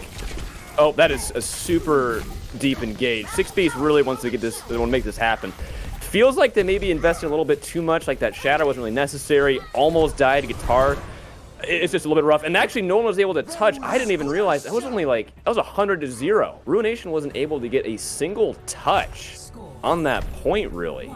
That was actually pretty dominant showing inside of 6-piece there. Yeah, I definitely agree. And it's just more of Ruination played Double Bubble not in the correct way. Like, I understand Overwatch League, they've just gone on to the roster season. Everybody's getting picked up, but you're not going to make the branch if you're going to be playing like that. It's... Sorry, I was recommended that. But either way, continuing on to this next point, this is where the Double Bubble is really going to struggle, solely just because of rotations. And that's why we see the dive come in more, because they're going to be able to focus anyone out. Yeah, and this name of the game is going to be trying to trade backlines. Both teams going with a Brig to be able to keep their Ana alive. They're both going to be very aggressive with these dives. Only difference here is Ahi is electing to go with Zarya, while Ryu is on the Diva for 6-piece. Azul also as well, looking to kind of keep Cynex and Guitar under check with that Kree. Don't know if it'll be enough, and yeah, quick fight brewing here on the left side of the well. Yep, look at them move in. They got a good ante, and look at that. The Echo's gone. That's what you need. This is where you're starting to play. Look at them move forward. They're going to be taking in that room, and the dive sort of struggled. They played it like a brawl. That was a really good first fight. I'll quick say, I think Ruination right now does have the better comp compared, kind of at least into 6-piece at least what they're playing. Being able to have put a bunch of pressure on, you know, with the Kree. You also again have Ana being able to put pressure on the Echo rather. The small stuff like that makes it really tough to find value with those DPS picks, and then Ruination just walks in with the bubbles and the monkey, and yeah, fight won and point taken. I'm more interested to see how they want to retake this. They use that jump to engage, and they're already taking an immense amount of damage. Unfortunately, though, it does seem that back aura almost gets picked out, was in a very bad position, splits themselves off from the healer, but gets that rotation, and they're going to be perfectly fine. Now, as they engage slowly into this fight, they are looking to be struggling. The nano from Guac is going to allow them to kind of overstay their welcome, move in. The pulse bomb combination kind of evens this up. But look, they're relying on the primal rage to kind of even this out. They isolate the healers, but Ryu is doing the same inside their own backline. It's still not in 6-piece's favor, as they do have picks here and there, but they're not rocking with the point cap. So either way, this is going straight over to not only the stall, but to the fact that this goes to around 55%, and they're going to be able to have a pretty good type of refight. It's just it's super back and forth too. Like, a lot of these fights are one team gets one pick, one to get the other 2 picks, and 2 picks on the other side. It seems like it's very much like you got to start playing this a little bit cleaner. And as I say, that the quick engage of Cynex with that duplicate there, trying to stay alive with the primal rage, maybe booping some people around, and they're quickly zoned off by Azul. This is a fight they need to win. Hey, I respect the copy, but I think it was in poor use. You do lose your monkey, so honestly, that Echo loss isn't really too much of an issue. Because look, that rally's there to secure them, and that anti-plus bomb is absolutely massive. They can't really move in, and the point is still inside of 6-piece's favor. So look, as they can move in, they can pump in that damage. Although Ruination's pulse bomb does kind of put this in their favor, especially versus the 6v6 now. They already managed to find out some supports, and this is where that punishment starts to find out when you don't take those early fights. They're just walking at them too. Like, the good part about Zarya is if you guys are stuck on the ground, no matter what, you're gonna win. Like, especially like a high energy Zarya, at least in this comp, you can just beam down the Diva. You can put a bunch of pressure on the Briggs. She can't walk forward, and then you just isolate them with this high energy Zarya. You can do a bunch, and he's got a grab coming up too. So this next fight could be big for Ruination as they try and close it out. And they're in like one fight territory now, only 20% left in the point before the round's over.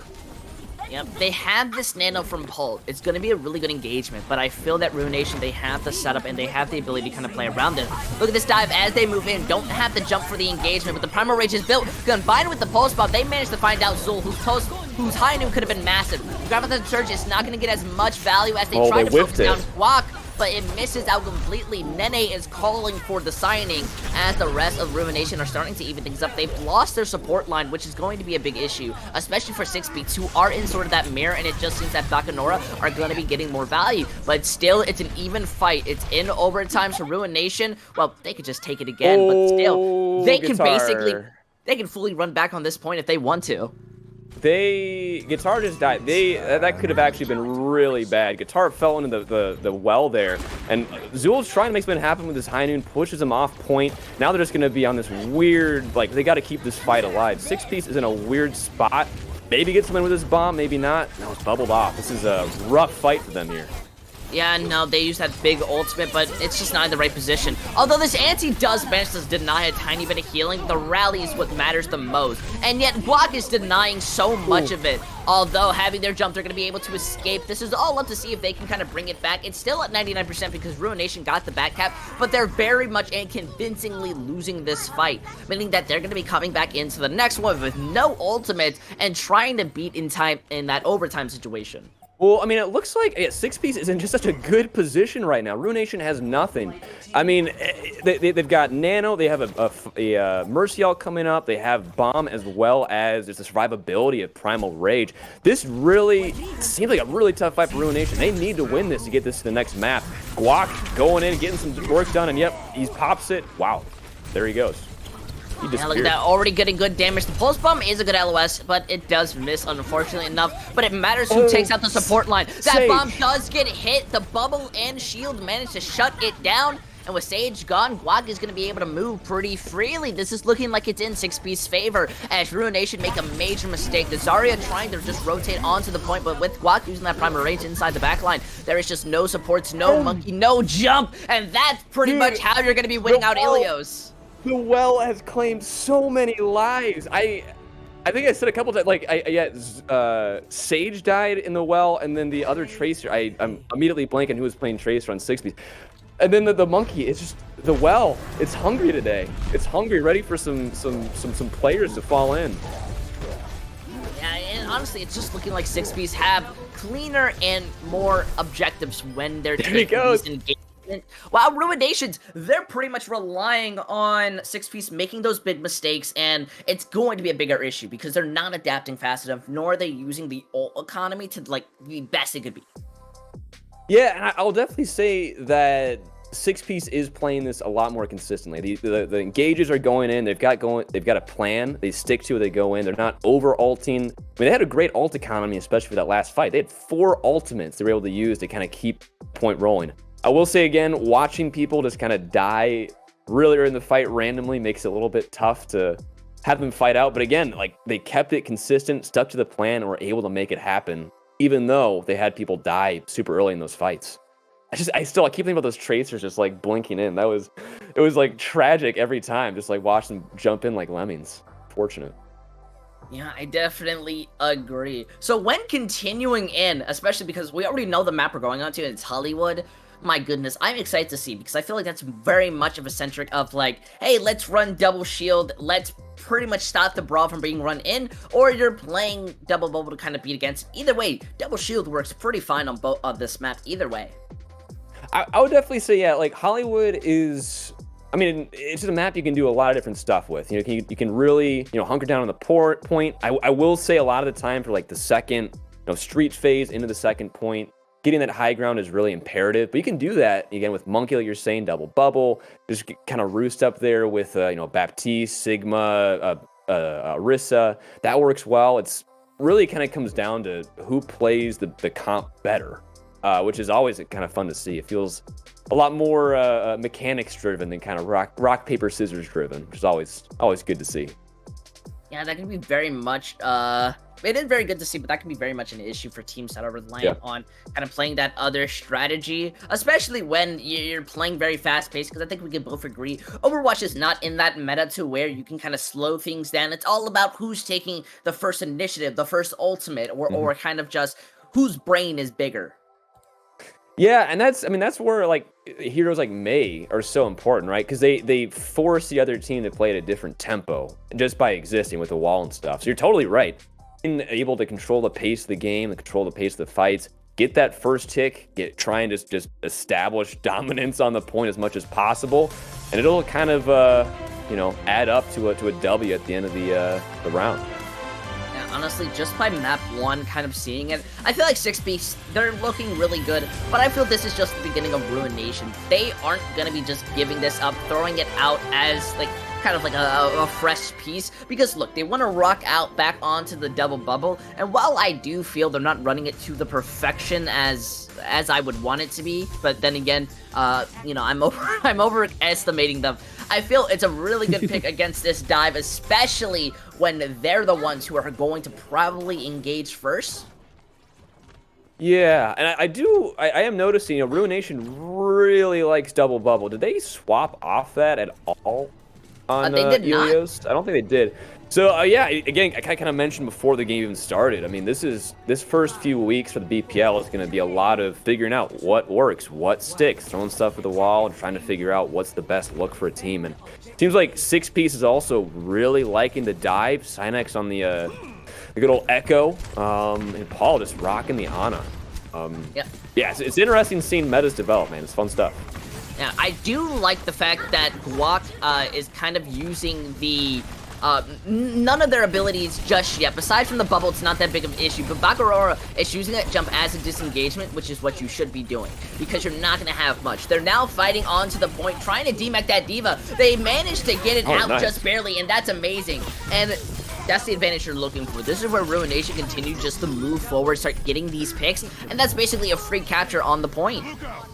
That was a very dominant first pick, or first fight. For a first pick and first fight, a lot of it came down to just a coordinated dive.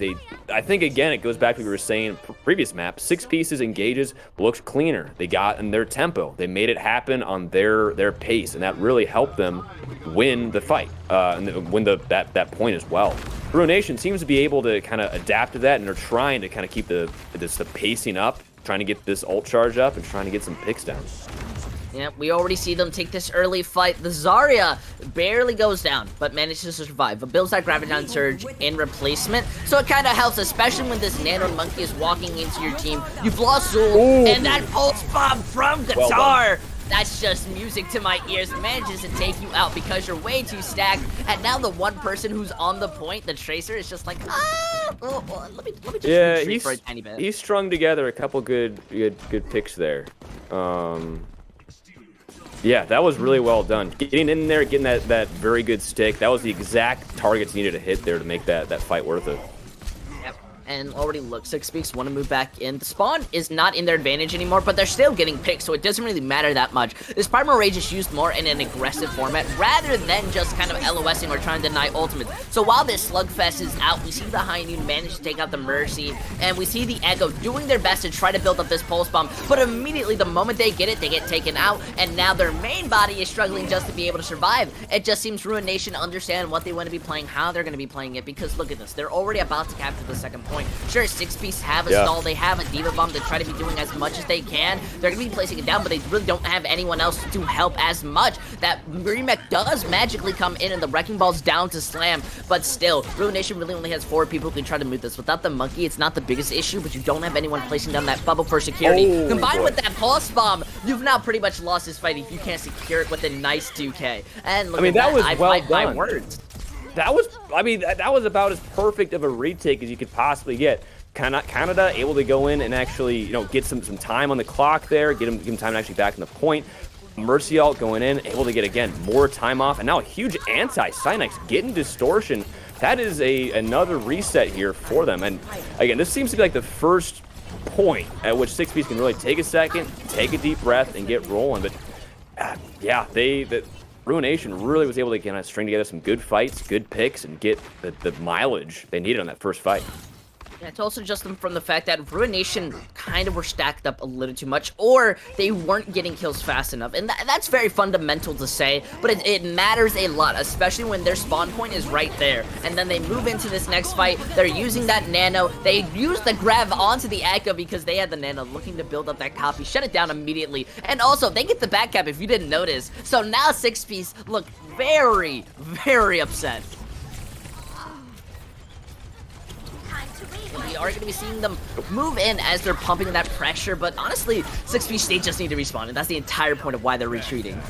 Yeah, this was again, just well done. Again, Ruination had to take a second and kind of, figure out their game plan to get past point 2.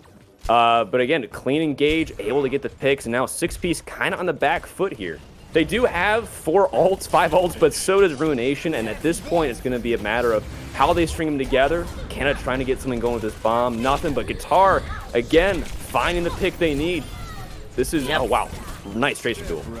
Yep, that is a good win, but it's about re-winning it back. Ruinations are struggling to keep their team alive, especially when they're not the engagement. Wow. I do think Sage is popping off by denying that Echo value, but the rest of their team isn't there to try to take in this fight, and they're having a lot of struggle to be able to take out Guac. I mean, yeah, Guac walks back in his anti, can't do much about that, but they're still not being able to shut down much. Just look how 6Piece are able to stay alive. They're using that nano onto the monkey just to go and take out Paul and Peric, but I mean, that's just the moment that you're waiting for. I was worried about how they were pushing in, but it seems that just the disadvantage that 6Piece had has given them the advantage. Yeah, and I just want to quick say, it didn't, I think the scheme of things, the fight was lost, but Cynex had the craziest actual duplicate on there. But as I say, that Guac trying to make something happen with these bombs, trying to get Ruination off the point and get some space for their team as they respawn. And it's, again, looking a little bit dire for 6Piece here. They've been on the back foot here for a while, not finding a good way to get their balance back. Yeah, it's going to be a lot harder because now they're at the last phase of the fight, and their Graviton Surge gets Hail Mary to focus out Paul. I mean, the Nano does manage to hit, and it looks like Snex is able to get 3, has that copy so they can retake inside this fight. This is where Ruination basically just win a retreat. You don't win this out, especially when they are running a stall composition. Cynex is absolutely playing his heart out right now. Like, he, again, like, it's like small things here and there that just kind of showing just how good he is on Echo. Again, there's a quick duplicate on there to stay alive. Ended up, again, losing the fight, but some mechanical plays like that. And then the 3K, able to turn that fight for 6Piece and force Ruination back to the spawn. Yeah, they're still rocking both comps. I'm going to, again, say, actually, Parceless has gone to Mercy now instead of the Brig, but it's working for them. But as I say that, they seem to be on the back foot once again with the Sage getting that pick. This is what happens when you're playing this type of composition. It's all about who you can find out. The mines do slow them down for a tiny bit, but it's not going to be an issue in the long run. I do think Zul's High Noon is going to be massive because, look, puts that damage onto Guitar, now doesn't have to recall, and yet they get 1 clip. That was absolutely nasty coming out of Guitar, but the respawns are still there. They're using that rally to try to slow things down, to try to let everyone on Ruination be able to push forward. But look, 6P still have players alive. If they want to, they can stall this out forever. However, they're now putting on their glasses. They're now seeing the opponents and where they are because they immediately take out anyone who is trying to stall. And we see the Doomfist comes in, it's going to punch the car, go for the slam beat, headshot it, not going to be able to live. While the Monkey's just being able to put pressure, the D.Va doesn't have anything to kind of save themselves, especially with Sage. Almost 1-clipping your entire team. Well, you managed to capture this point with about 1 minute and 50 seconds less. 1 by 1. That's, I mean, that's about as... That's a decent push. Like all in all, again, it's too bad they weren't able to kind of keep that time bank alive. And they had 5 minutes, I believe, for a moment at the beginning of point A. Unfortunate, again, they weren't able to keep that time bank, but you got the time on the clock. You have more... There's at least one more chance, no matter what, if 6Piece is able to make something happen. And I think a lot of it just comes down to just the pacing here. Ruination, again, able to make the attacks happen on their timetable, and then 6Piece is left, again, the back foot, trying to react to this barrage of just damage. So yeah, real well played by Ruination, all in all. I won't lie though, seeing 6P struggle to go against that double bubble was a bit worrying because I feel double bubble is a very hard composition to have kind of play on. So to see it kind of do so well and they're not really adapting to is showing that, you know, they're having those issues. So now when going in, they want to run back on the dive, but Ruination is on to the Orisa with the D.Va. And fundamentally, I think it's pretty similar to Double Bubble. Let your GM coach tell me I'm wrong, because I am. Still, I feel this is going to be a really good composition to play against the dive. Yeah, I don't know, man. I feel like if Guac is able to get a good engage, separate, you know, BAP from the brig and get that pick, they're going to fold pretty quick. So it's really going to matter, you know, how aggressive 6Ps can get, how clinical their dives are going to be. And then from Ruination's side, how well can they react to the dives and just, again, not allow themselves to get pushed back. Because it's, at this point, again, like I said at the beginning, it's a matter of how you play the comp and how you kind of strategize versus the other team. Yep, look, as we're already seeing them try to set up. And now the big issue is that Ruination, they have not only a pull, but they have a D.Va who can boop you around. They have a brig. And look at this dive comes in, and the monkey gets pulled onto the high ground when they just wanted to drop down. The turret's able to pull damage, but you've lost Guitar. This dive is not going to be as clean as you want to, and you're already taking a load of damage. At this point, you either have to decide what you want to do. Do we touch point, try to force them to drop? Do we leave? Because either way, Guac is being shot at, and there's not much you can do against it. They have a shield, and Bach just seems perfectly content with keeping it up. So look, as they move up, that stun's gonna hit. Guac goes down dangerously low. Sage is still up, and Torbjorn is building up so much ult charge. Just look as they're able to pump in that damage, and they're not really being afraid of anything. Now they're gonna overstay their welcome. They're gonna start walking into the enemy team while the Mercy gets the res off, and yet it seems that Guac and the rest of 6Ps are going to benefit from this. Paul builds up that last second nano, invests it, and it works out too beautiful as we see the Primal Rage being used, and really everyone in Ruination is having struggles just to find someone of target focus. They do manage to find out the monkey, but the Echo copy is there in the middle of the point. Sure, that bomb goes out, you're stopping anyone from being able to touch, but now nobody can touch and move inside this small room, especially with this remake built here. Sinex just wants to be able to use it, try to get that play of the game, stop anyone from touching, managing to get it to the last second, but Sage is going to be using that Bone Core, trying to slow things down, try to be able to LOS them, but still get picked out. Nobody on the double shield is being able to do anything, and look at that, they don't touch for a second, it gets captured. Yeah, I will quick say I was going to rephrase before that fight before that fight started. There we go. I was going to kind of take back what I said because I hadn't noticed that Torbjorn and McCree on top of everything else. Yeah, that comp probably shouldn't have lost super hard to that dive. They're about as anti-dive as you can get. However, 6Ps was able to make that happen. Again, they were able to dive, separate people, put damage where it needed to be, and then again, they kind of walked away with a very decent time bank. 4 minutes, not bad. And gets, you know, looks like both DPS down. 6Ps getting a bunch of free distance here on that card. Yep, it's an early fight and it's stagger picks. That's really what they want. The Anti's going to be hitting the brig, so they're using that rally, the bongo. They want to try to stop this as fast as possible. Eating Guitar's pulse bomb is the step in the right direction, especially that pick onto the monkey. But this is how you should be playing it. Play it defensively. Let them dive into you and then punish them for trying to play the game. Yeah, and now again, it's just cleanup here. Zool finding the pick on Paul, and now it's just reset time for 6Ps. So now they got to kind of take stock here. Ruination has the high ground. This is going to be even harder to kind of dive than this first point cafe. I mean, as long as they get entrenched super deeply up there, they can just sit up there behind a Bakora's shield. Ahi can just kind of float around, put a bunch of pressure down the sight lines, just like we're seeing. They're going to really play this smartly, 6Ps, to kind of get a good engage and to get a good fight in. Yeah, I do like the fact that 6Ps, they have some pretty good offensive ultimates, but Ruination, their composition is set to be able to beat any ultimate. Look as the monkey jumps in, and it's just trying to do as much as they can. Now they have an Orisa copy who's playing alone on the high ground, and there's just nothing you can do. Now the ultimates that they fully have committed don't get too much value. The Echo's just going to continuously be looped off, and they don't even get a chance to push the payload. I still don't know how they find out Sage. I guess Sage just really wanted to play aggressive, and they're pushing out, using every ultimate in their bag, and yet they managed to find out Ruination. The bomb does go off of the high ground, so they're not going to be able to find anyone out, and it just seems that 6Ps, they're finally finding their rhythm, the piece to move in. Animations do have the spawn advantage, and they're using that window very aggressively, but they've lost that pulse bomb due to it being eaten, and Guac/Khan are just being able to push in as much as they want. Though this rally does give a tiny bit more of sustain. We already see it. 3 people, 4 people on to the point, while 6 piece only have 6. It's where the stall really comes in. Using that bomb just to be able to try to come back into this fight, but you want to save that for the next one, because now you're demech and you can't even escape without being staggered. Yeah, again, like 6 piece, they're playing it well. Like what they're doing is they're going around, making Ruination have to like dance around the shield, and then they're forcing them off the point. Again, kind of you're saying, like, how did Sage die? Well, they just put pressure on every single side till eventually he had to move, and then bam, got the pick. Cynax was able to find another pick, and then it just kind of fell down. However, 6 piece as well wasn't able to kind of get the target focus on the cart, and Ruination was able to find, like, kind of get themselves back. Now they are matching the dive, and they're trying to put a bunch of pressure down with this cowboy ult. Don't be able to catch anyone, unfortunately, so they're gonna have to just back off. And 6 piece actually resetting.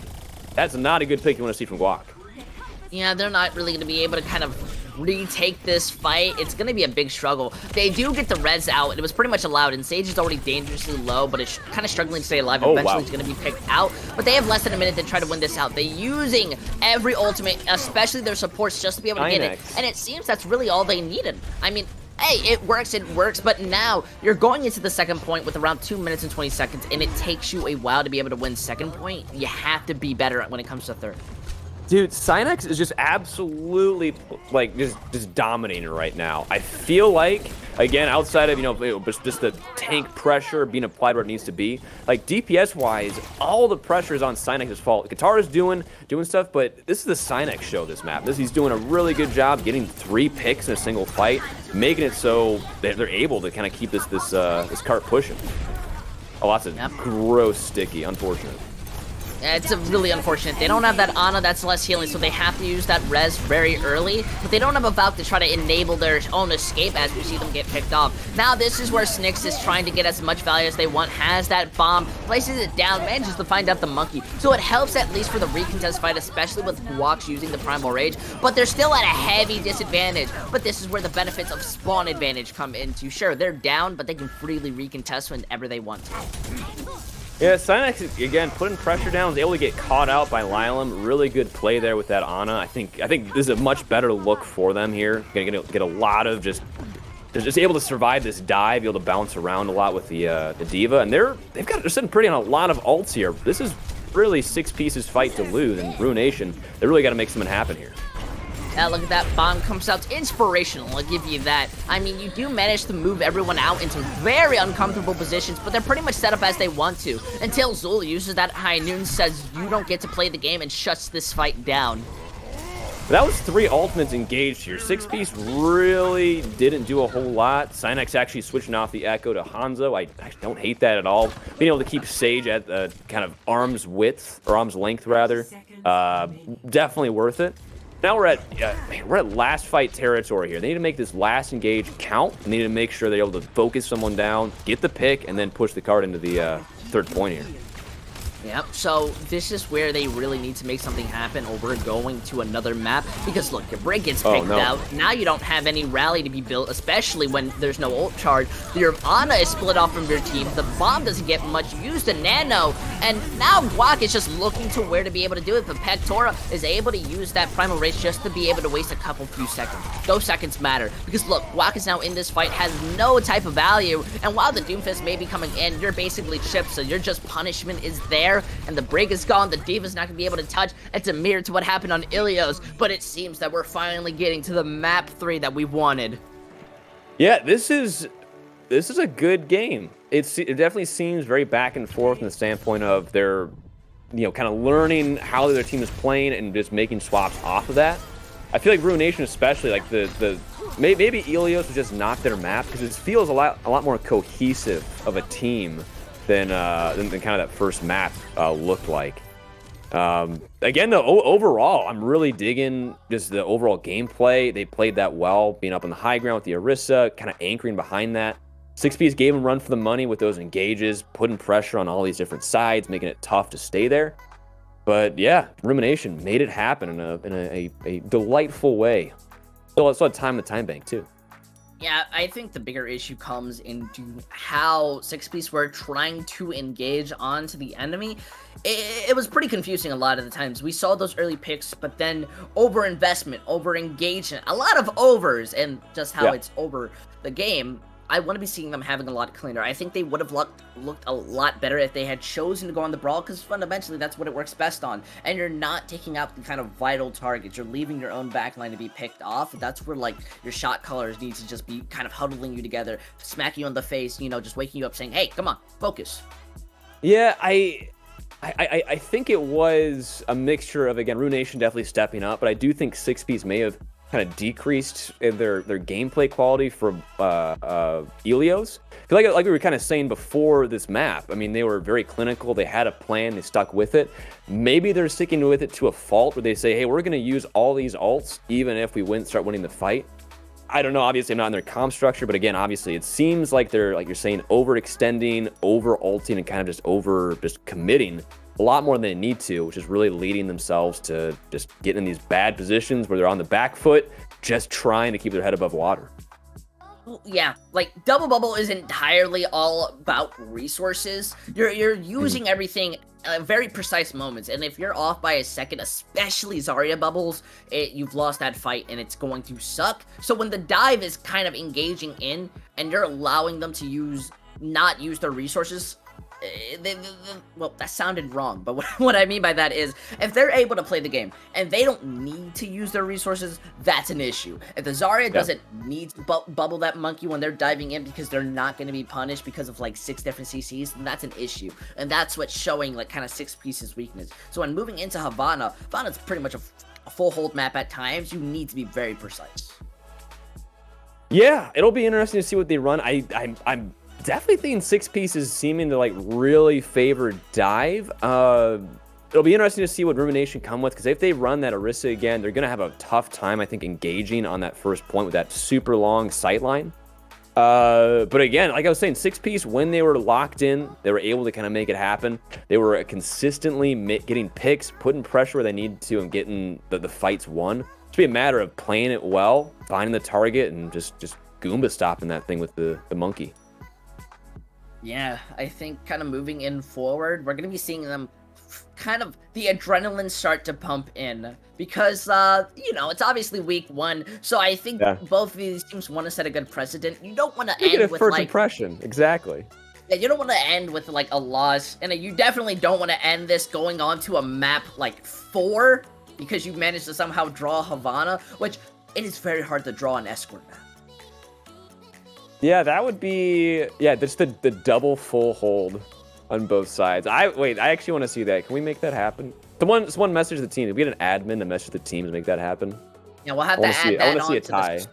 We'll have to add on to the script. It'll definitely make for better content, especially when it gets re-uploaded. You can sit there, you can be like, hey, we're the first team to have a map 4 in Bad Pyramachi League. Bad Pyramachi League, we're trendsetters. Trendsetters here. We're making it happen.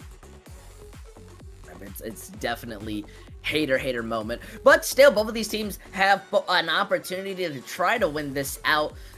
It is at match point, so consider this your map 5, but still, hey, we never know what's going to happen. Although I do want to ask you, Hot Dog, a small little question, and it's, who have you been seeing so far that's kind of been stand out? For me personally, I think it's got to be the Tracers. Both of these Tracers are doing. Ooh, I don't know. I think Cynex is doing more than Guitar. Again, Guitar's is playing well, but I think Cynex is popping off right where they need to. They're getting picks, 3-4 hits in a single fight.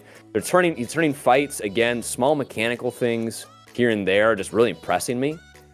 I do think, I think it is, DPS battle.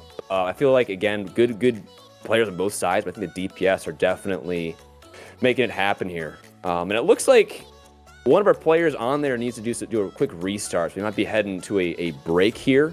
Get some water here. We still got, and again, a whole nother map to play. So yeah, stick around, gamers. He got it out for me, you know. He's such a lion searching prey. Sweet talking dirty on the floor.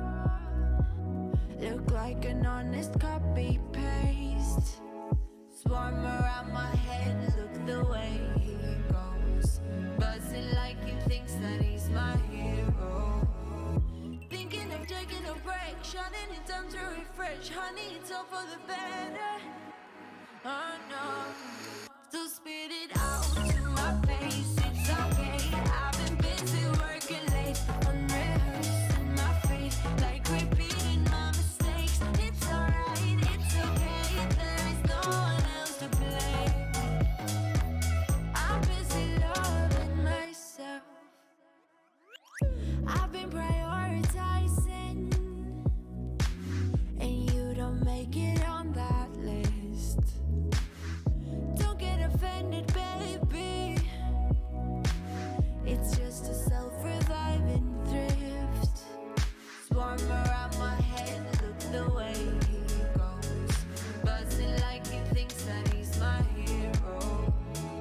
Thinking of taking a break, shutting it down to refresh. Honey, it's all for the better. Oh no. So spit it out to my face, it's okay. I've been busy working late, unrehearsing my fate, like repeating my mistakes. It's alright, it's okay, there is no one else to blame. So spit it out to my face, it's okay. I've been busy working late, unrehearsing my fate, like repeating my mistakes. It's alright, it's okay, there is no one else to blame. I'm busy loving myself.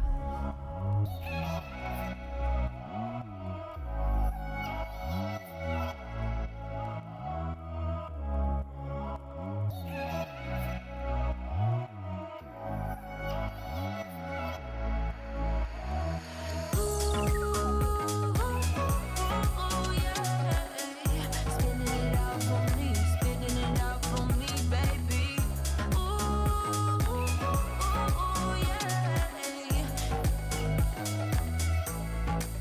So spit it out to my face, it's okay. I've been busy working late, unrehearsing my fate, like repeating my mistakes. It's alright, it's okay, there is no one else to blame. I'm busy loving myself.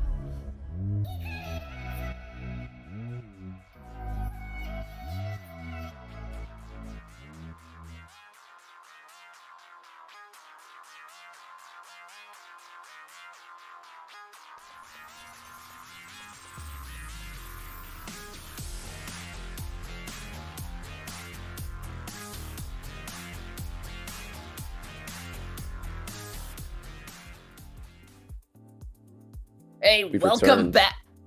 We made it. Yeah, we made it. We made it to the map 3 that we've really been waiting for. Man. But, Hot Dog, I'm going to be honest with you. I'm a little sad. I'm kind of bad Okay. at Overwatch. You know? Okay. Like, I'm at the low elo, and I don't know who I should, give money to help me out. Do you have any ideas? Any recommendations? Well, luckily, we got some gamers on the internet that are so good at Overwatch, they get paid to teach people Overwatch. Like that John _ fellow. He's pretty good at it. I think he's done a few giveaways with MeFi and stuff. I think Joshin at coaching session. I think if Jordan did as well. And they all said, yeah, he did a good job. He knows his OW stuff, which is always good. So check him out. He's always willing to give a helping hand with that coaching. Yeah. Give him a visit. You know, I think I'll definitely have to check out John. You know, I think John is just a really great man, a really great coach, and a really good Overwatch player. And really good at crossword puzzles, too. I want to say that. Crossword puzzle, and during the Vast streams, when Vast wasn't around, Yeah, that's where his true skills are. But Overwatch is like close second, I'd say.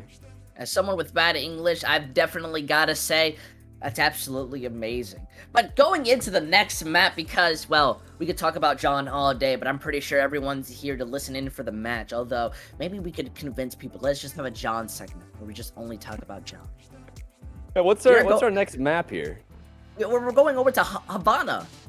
Oh, that's right. We just talked about that before. Yeah, this will be exciting. I think figuring out what they're going to be running is going to be it'll be interesting. I can see 6Ps continue to the dive. They could, again, I think Brawl would be really good. I bet Ruination's probably going to run that Orisa again and just keep that McCree. Yeah, it'll be interesting to see what they load into here. Well, it's a lot of ideas. I think the Havana map is something that's kind of incredibly interesting, especially with the teams being flipped. So that means we're having them on opposite sides, so if someone is attacking. Havana is very famous for, I think, one reason, and that's from the fact that if you want to, you can 100% spawn camp playing Brawl. And you can full hold that. Absolutely, it's 100% possible. And I've seen teams do it where like the payload doesn't get a meter off. It's absolutely insane. But Havana's very much a steamrolling map. Once you get that momentum going, once you know what you're doing, especially on first point where it's very much all flat, I think you've got it. Yeah, I think just kind of like with Hollywood and Elio's kind of turned into just setting the tempo, keeping the tempo going. It's definitely even more so with, like you're saying, with Havana. Keeping the tempo going, momentum rolling forward is just paramount to winning this map because it's very easy, especially like, let's say like you get second point, maybe you get third point. Like I very rarely see people get third point in higher elo matches just because it's so easy to dominate those sight lines, able to kind of keep people pinned down. But on the flip side, if you're able to just blast through that, make it to third point without having any big gaps in fights, it's very, very, very winnable here. Yeah, I definitely agree. And now when going into the map, this is where we kind of get an idea. Well, not going into the map yet because they've always liked to play us like fools. We get an idea of what this is going to be going out. Honestly, I see this going into like double bubble versus dive, or some form of double bubble versus, or dive in general, versus a double shield. It's very famous, at least when it comes onto this map, especially because you could just sit there and kind of play down. You don't really need to focus on the high ground. You're perfectly safe. Yeah, and now we're loading in. 6-piece going in with Guac on the ball. Maybe he'll swap off. Yeah, this seems like a bit of a silly comp for the beginning here, potentially. You never know. Ruination are going to be locking in the double shield. Yeah, that's kind of what I was thinking. Bakura was able to get a lot of value out of the Orisa where they were setting up, and everyone was doing a really good job anchoring themselves on that main tank. So yeah, it'll be definitely a battle of trying to get those shields down, trying to get this high ground, trying to get a pick, and then trying to get the point at the, with the payload out to the point there. There'll be a lot of tries for Ruination, or for 6-piece here. I do like seeing 6-piece going out on the Wrecking Ball composition. It's something that we don't see very often, especially in this type of elo. So going up against the double shield, they freely can play how they want to. They can wait for Guac's engagements. They can just play LOS and never die, especially with Sage being on the Ashe rather than a Widowmaker. They have a lot of room to just play slow. This is interesting too. I mean, Ruination here are going, it seemed like for more, or 6-piece rather, much more pick-centered comp, only have Mercy Zen. They need to be able to get a pick here, get Discord on someone, and put a bunch of pressure on. And 6-piece here just kind of marching the point forward. And that hasn't really been a ton of just pushback instead of Ruination. They need to make their presence known at the point here, or they're just going to quickly lose this first point. Yep, we already see that 6-piece are already taking a load more damage than I truly expected. Guac is already down at like 1/3 of the health, and they've lost Qatar. This isn't really where you can continue to start pushing in. It's more of a struggle. Although I do think Ruination are playing this very well. They're very much split. They're not allowing the enemy team to kind of focus down or dive anyone, and they're using the dynamite to the best degree where it's slowing them down. They're not going to be able to do much, and they're taking their high grounds.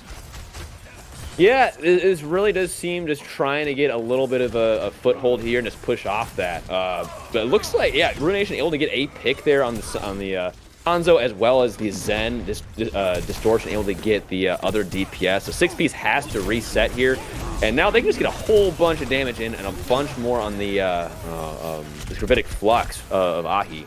It's gonna be a pretty big ult bank for Ruination. 6-piece has some other ones cooking, but I think Ruination, I think they might have this fight one up here. I definitely agree. That Dragons was mostly used to split up a team that's already split. And now they're going to combine their own Dragons combined with the Grid Flux. They force out the Dragons, they lose their buff onto the point, and this is where 6-piece are going to be struggling to try to make anything happen. They're not playing the Wrecking Ball composition to the best of its own ability or to its own utilization, because look, Just Monica is also making sure to play on top of the high ground distortion walking behind you, and you're just going to be hit with like every orb. Oh, just Monica and her quiver of death. You know how it be. Yeah, there's a lot of value getting on these Zens. Again, kind of just lending itself to these long sight lines. Ruination, again, double sniper, double shield. Having the Zen just be able to hunker down, shoot down this ace sight line without any real fear. It's just tough to play into. And Cynex actually went to the Genji, trying to put pressure on these snipers here. Able to, again, do a lot of damage with the Discord on there, and it looks like, again, super back and forth. This might be the fight 6-piece needs to win. I don't know if we caught that, but Sage definitely shot a deflecting Genji and dies to that. The Mines do a good point of stopping this Orisa from going to their own team to get help. I'm not going to have enough healing, and now this is where 6-piece finally say, yes, we can capture the point. We're starting to get value in targets. I think the Genji was a really good pick, but this is where your team just needs to have that focus first. The point's still in an area where they can recontest. Absolutely. Yeah, they need to kind of push this forward, and yeah, they need to get a pick. And Paul, Distortion rather, coming in with the Trank here to kind of recontest, keep things alive. Don't know about that one. Maybe would have waited a little bit before putting that in. But just Monica able to make it worthwhile. They're able to completely walk in, get the value out of these ults, and able to stop them 6-piece before they were able to get a bunch more damage and distance. Guac falls. That's not good. This is why I've been saying that the Tracers have been doing well. More specifically, Sage has just been doing absolutely crazy this game. Taking out that Wrecking Ball means that they don't have time to kind of recontest, because look, it's 10 seconds, the Grid Flux Dragons, the window, they have so much damage and so much kind of ways to stall you out. It's a struggle. They're going to be relying on using their own Grid Flux Ryu to try to find someone out. It really doesn't get anyone. The Dragons get placed. Nobody's touching the payload. The Genji just barely manages to hit it, gets rocked. 3 are down, and now they're just trying to stall out, saying, hey guys, can we get the point, please? And no. Ruination are bringing you out. Their name stands not only for the branding, but it's a meaning. Listen, this is what the gamers say, hashtag winnable. This is hashtag winnable. A little bit tough for 6-piece, but very winnable. Ruination was able to just kind of lock them down with their comp. I think you were right. Guac was not doing as much on the ball, not really able to dislocate them very much. And anything they were really able to do, I feel like they had such good peel and just back up and knowing where to back up. Ruination was able to kind of just negate any of the craziness and chaos that the ball would even put into the comp. Yeah, just really well played by Ruination. 6-piece kind of needs to figure something out here for a very short hold potentially. Yeah, Any definitely. Widow duelers. I want to see a Widow duel. I would love to see a Widow duel 100%, but 6-piece don't have that comfortability to do it. They looked extremely weak when it came to that double shield, and well, not to the double shield, I'm sorry, to the Wrecking Ball composition. So I think when playing this brawl, they're very much relying on getting a majority of this time bank down. Yeah, I mean, that's all you can do, right? I mean, that's why they're up here. They're going to try and, I think they can get 2 fights, potentially, if they lose the first one, maybe get a second one and have something happen off that. But they need to get a good value out of this first fight. I would say if you don't get, like, a minute off the clock here, it's going to be very tough. At least a minute. They need to get way more than that, but it is a very tough spot they're in right now. Yeah, we already see the side of Ruination. They get a really nice wall off as the Sages has to use their own ability. The Sigma's gone. 6-piece are just being able to move forward. This is where the brawl truly shines best. They can definitely get this full hold. They're looking really strong. As long as they rely on Snicks getting those walls to shut them down and they keep going down this alleyway, it may just be a given story. Yeah, Cynex is again putting pressure where he needs to, getting those May walls up, and whoa, okay, Guac able to find a pick on Sage. That's another just fight win and a reset point, and there we go, minutes off the clock. So now we're getting into even more winnable territory. They need to keep the pressure on, don't let them get out, don't let them put pressure on the point, keep these walls going. That's beautiful. That is well, it was countered by the other wall, but what do you want to do? States just pulled a very big brain move, using their own wall to make sure that they escape. But that window is so bad! Paul is going to be regretting it because their team doesn't get any value from it. They try to walk in, and now this counter window is just security. It's saying, hey, I know you messed yours up, let me use mine to kill you. But again, let's look at the clock here. Yeah, they got, what was that, like a minute 15 off the clock. That's good. So now we're looking at hope, or I guess 2 minutes, right? Because it was 5 minutes on the clock. Yeah, they got a bunch of time off the clock. Long story short, now they are again getting close to that point here. They need to be able to get at least another good recontest here, which they should be able to do. Yeah, overall, I mean, this is still a winnable fight for 6P. They just need to again play this very smart, and they're maybe doing a kind of top ring drop down here with this brawl. Yep, there we go. Now they're attacking. Yep, look at that. They're using the high note. A bunch of ultimates are coming out. It just seems that Ruination want to be taking this early. 6Ps are having that struggle just to be able to kind of move forward, especially with the way these sides are. Look at them. They are moving up. They have the shatter from Guac. This could be absolutely massive, but it misses out. I don't really think it hit anyone, but this blizzard is going to be hitting absolutely everyone, especially with that bongo. It hurts more than you realize. Man, this feels like GG's, unfortunately. Like 6Ps need to be able to find a way to get back there, and I don't know if they will. Cynex and Guitar on some very quick little heroes, but I don't think their little Peetsies are going to be able to scamper onto the point any faster than the point's going to touch the golden square of victory. Oh, they actually do get a touch. That's really well done. Yeah, just barely, but the issue is they've got a touch, but they don't got a stall. Look at them on the Wrecking Ball, just trying to do as much as they can, even with the Doomfist, but they don't have any ult plan, they don't have any focus fire, and they're struggling down. The Transcendence makes sure that nobody's going to die. This is pretty much a guaranteed win, because Guac may go with chips, but in Overwatch, it's something else, as we see Ruination manage to win 2-1. Man, that was a turnaround. Again, I want to say, 6Ps looked amazing first point, and Ruination looked a little rough. They did an amazing job kind of waking up, figuring out the mistakes they were making the first map, and just changing it. Distortion here, making a I'm not gonna bunch lie of to you. damage. I'm a little more curious. Does it count as a reverse sweep in a first of 3 if Ruination lost the first game and then start winning? I mean, yes, it is, but it's a 3-map series, so no. I won't put the little black X on their scorecard for reverse sweep. I don't think that counts as a 3 sweep, but yeah, they definitely again they woke up, figured out what the issue was, and again did an awesome job. Kind of finishing that series out. Yeah, I definitely agree. And look at that, we have our host back. How are you doing? How'd you enjoy the show? Good. I'm happy that my the words that I said at the start of the match really came to fruition. We actually did finally get a not a 2-0 sweep, which I feel is always great to see. And honestly, I was really happy with how Ruination took that first game loss, and then they kind of went to not only perform a lot better on Hollywood, but then also did so well on Havana there. The Zen, I keep on forgetting his name, even though I know it ends with Shun as well. Distortion, yeah, he played really good.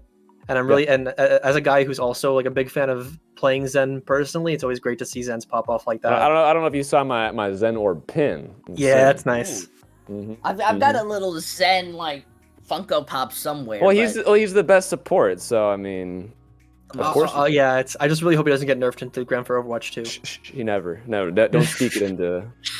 No, but anyway, that was actually a very interesting game to watch. And in celebration, let me just find where the hell I put my light controller. There it is. Let's change the lighting in here, shall we? There we go. We're doing Ruination now. Look at that, Weavy, truly a gamer at its finest. Yep. In a basement, RGB lights, Diva chair. We're all set.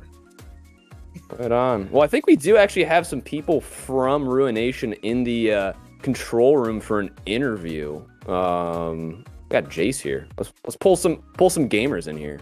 Just throw some gamers in. Okay, well, just a gamer, but a good gamer nonetheless. Congrats, bro. Yeah, good game. Yeah, GG 6-piece. I had not quite no doubts, but I think definitely for sure the last 2 maps favored us quite heavily. We practiced scrims hard, a bit of a rocky week for us, but yeah. I mean, I just like winning, so. It's a good hobby to have, I'd say, yeah. Yeah, trying to make it more than a hobby this season, luckily, but who knows.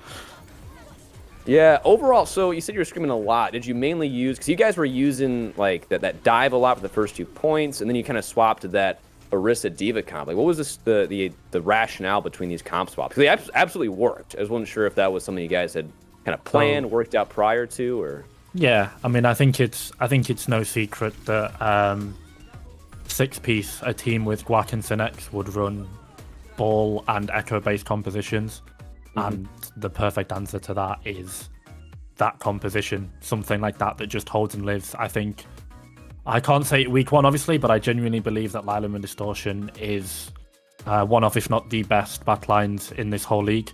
And by playing Bapt Brig, it really allows them to just stay alive, so they never die against the dive.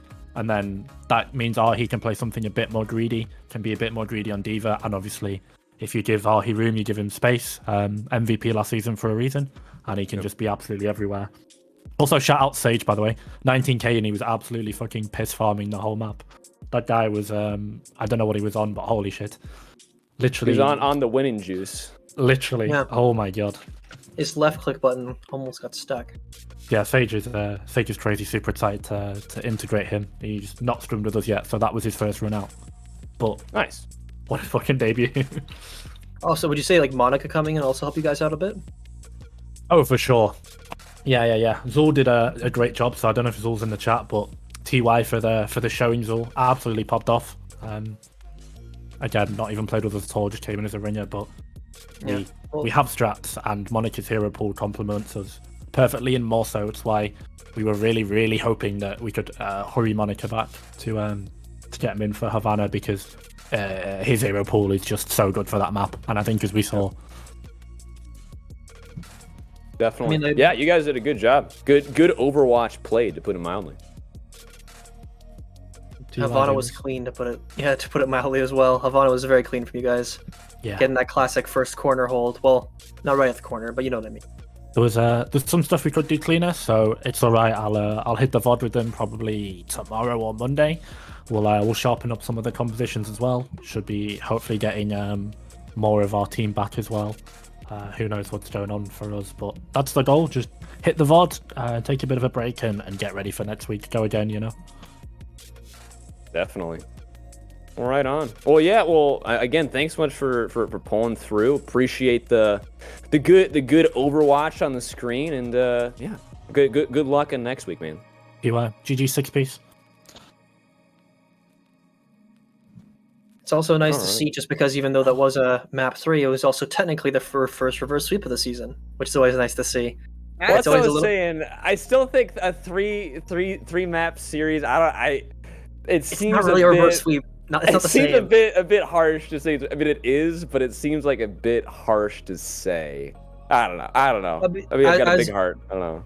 As a guy who kind of played a little bit of competitive Overwatch personally, like collegiate, it's not the same, because I also played like three map series. But at the same time, being down 1-0 is the same as being on your last life. The same way know being down 2-0 is in a series. So still going from that mindset, and then being able to win. I mean, it did obviously help that they went to maps that favored their composition more, as well as getting Monica back in.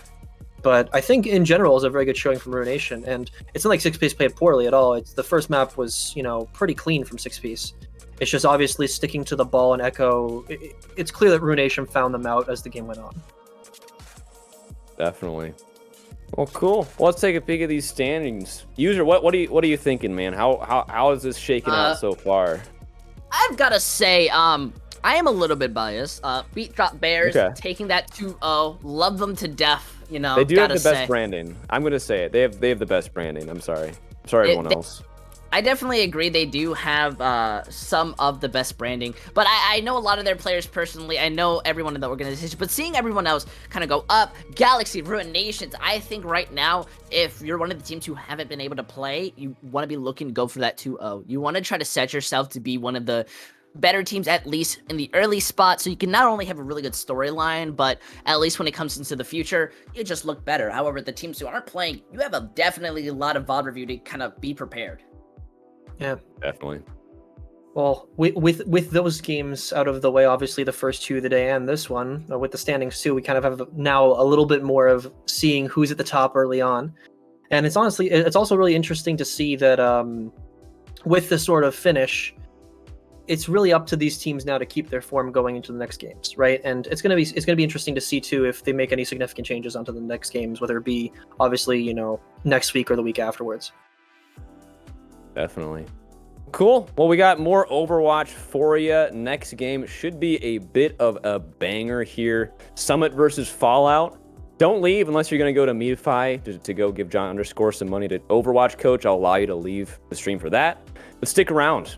We'll have some more games to show. Yeah, BPL come back at you.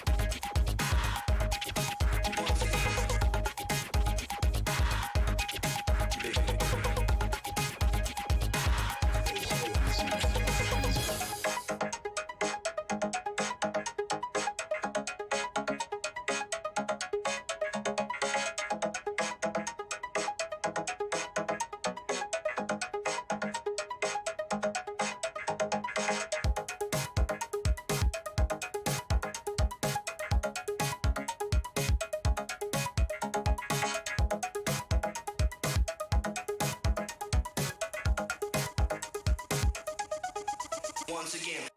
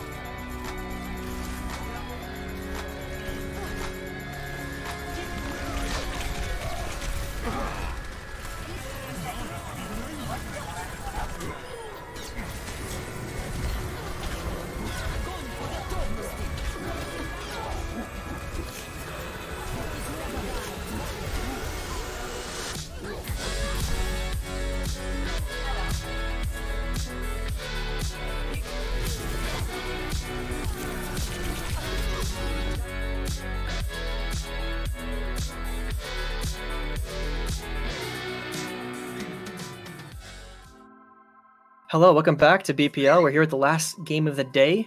Please ignore the bird that is currently screaming in the background. But yeah, it's Summit versus Fallout, and we have two new casters, of course, joining us today. We have False Words and Peepo. Say hi. Hello. Hello.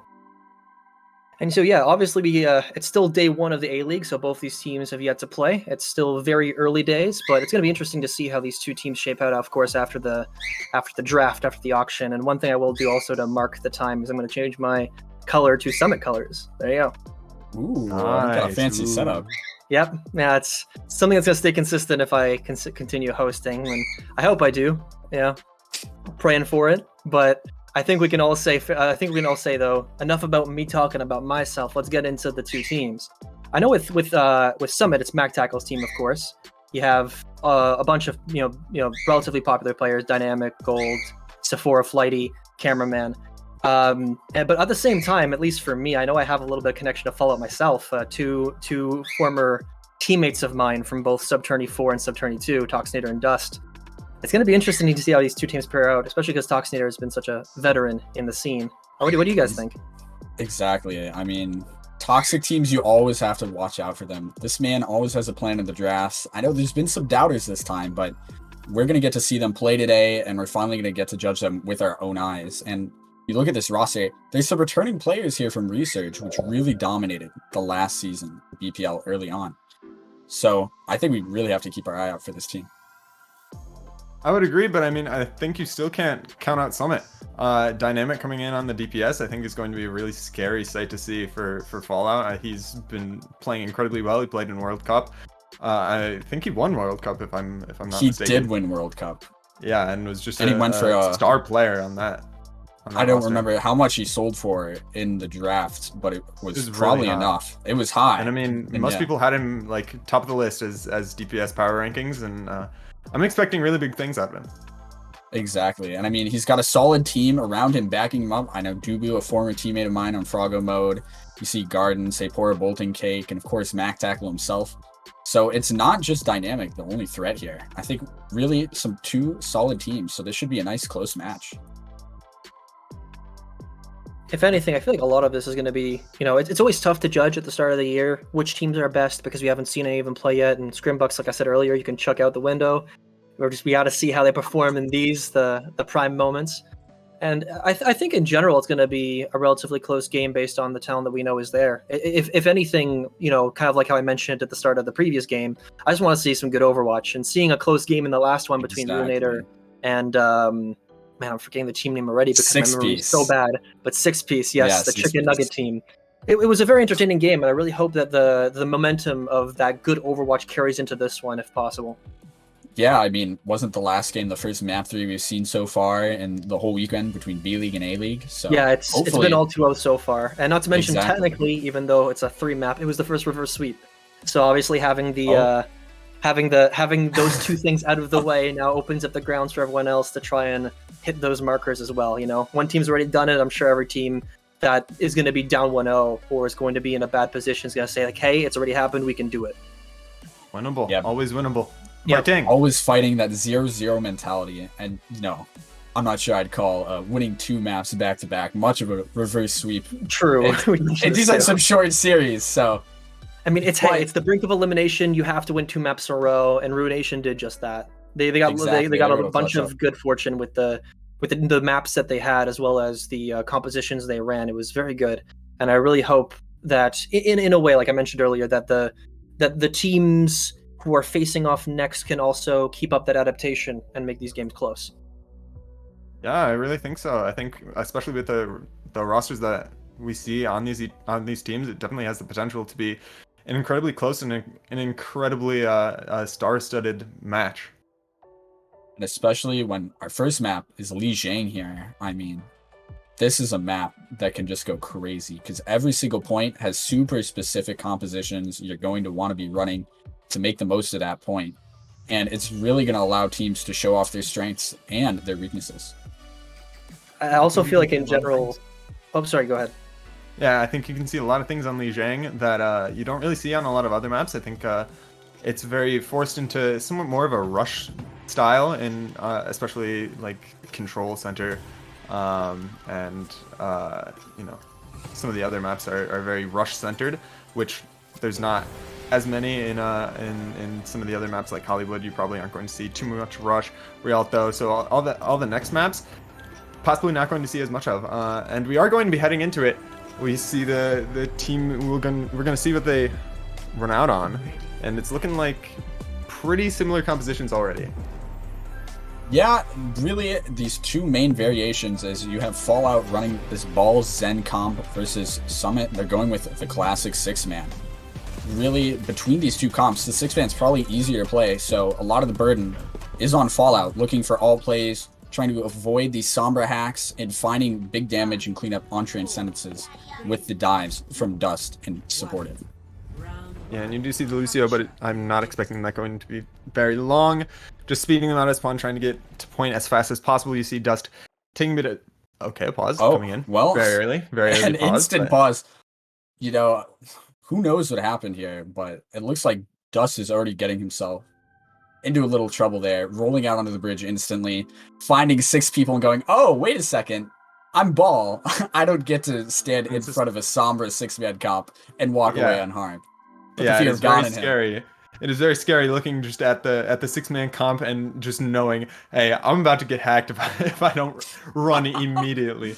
So and maybe this pause brings maybe a little bit of an advantage, knowing what comp they're going to be coming out on this first map. I would think this is a pretty good advantage here for Fallout. Wouldn't be too much. I feel like that's a bit scummy. I did see a pause actually being called before the map even started, so I don't know what that was entirely about. Maybe it was a pause sometime earlier, but I mean, it does throw a wrench into things. But we are going to be going back into it, and you see everyone on Fallout just running away, which I think is a good decision. Yeah, they have to take these off angles around point, try and surround Summit, and slowly whittle them down. If they get caught in a clean engage from Summit, then that's it. Game over immediately.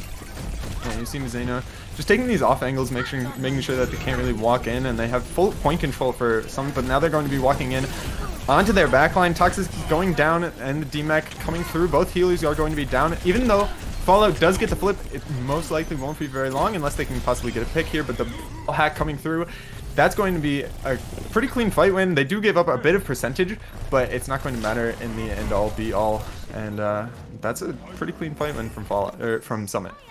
Yep, Dubu was instantly able to find that hack onto the Georgie boy on Diva, and with that, that's a free kill there, free dive onto the backline, and from there, the rest of Fallout just fall over. Yeah, for sure. And I mean, now we're going to see they're going to keep trying to go in this way, and they just need to make sure that they control this first engagement coming in. But Toxic already goes down once again. This is not what you want to see. You don't want your break to be falling first. And I mean, Spooker goes down right after. It seems like just a direct copy of the fight that we saw before. They just get the break and they get the Zen and they get the DMAC, and then you just lose. The tempo from Summit just coming in incredibly fast on this 6-man composition. They didn't even have to use any ults and they were still in that fight. Exactly. Dubu was already set up behind them. They walk into the white room and that's just an instant engage. If you're Fallout, the support players, you got to be shaking every moment. Any time you get close to the enemy team, you know you're going to instantly get dove. And the engage we see coming in, the bomb into the backline, no picks off of it, but they are going to be picking up both the supports once again from Fallout. I mean, these supports just getting caught out every single fight. The EMP coming in catches a lot, but it doesn't seem to be enough. I mean, they are going to get the DMAC off, and they are going to force the beat. That's actually incredible. A beat somewhat late into the fight, possibly needed, possibly not. We aren't entirely sure. Dust is just going to be taking himself off the map, and it looks like Sepora is also going to be doing that, trying to get that remac. Yeah, that beat seemed like one of those better safe than sorry beats. And what else are you going to really beat in this comp besides an EMP here? So maybe not the worst beat in the world, but once again, someone just went first on that last fight and were able to get the crucial picks and snowball the fight from there. And as Fallout walk into this white room again, you wonder, is the same thing going to happen again?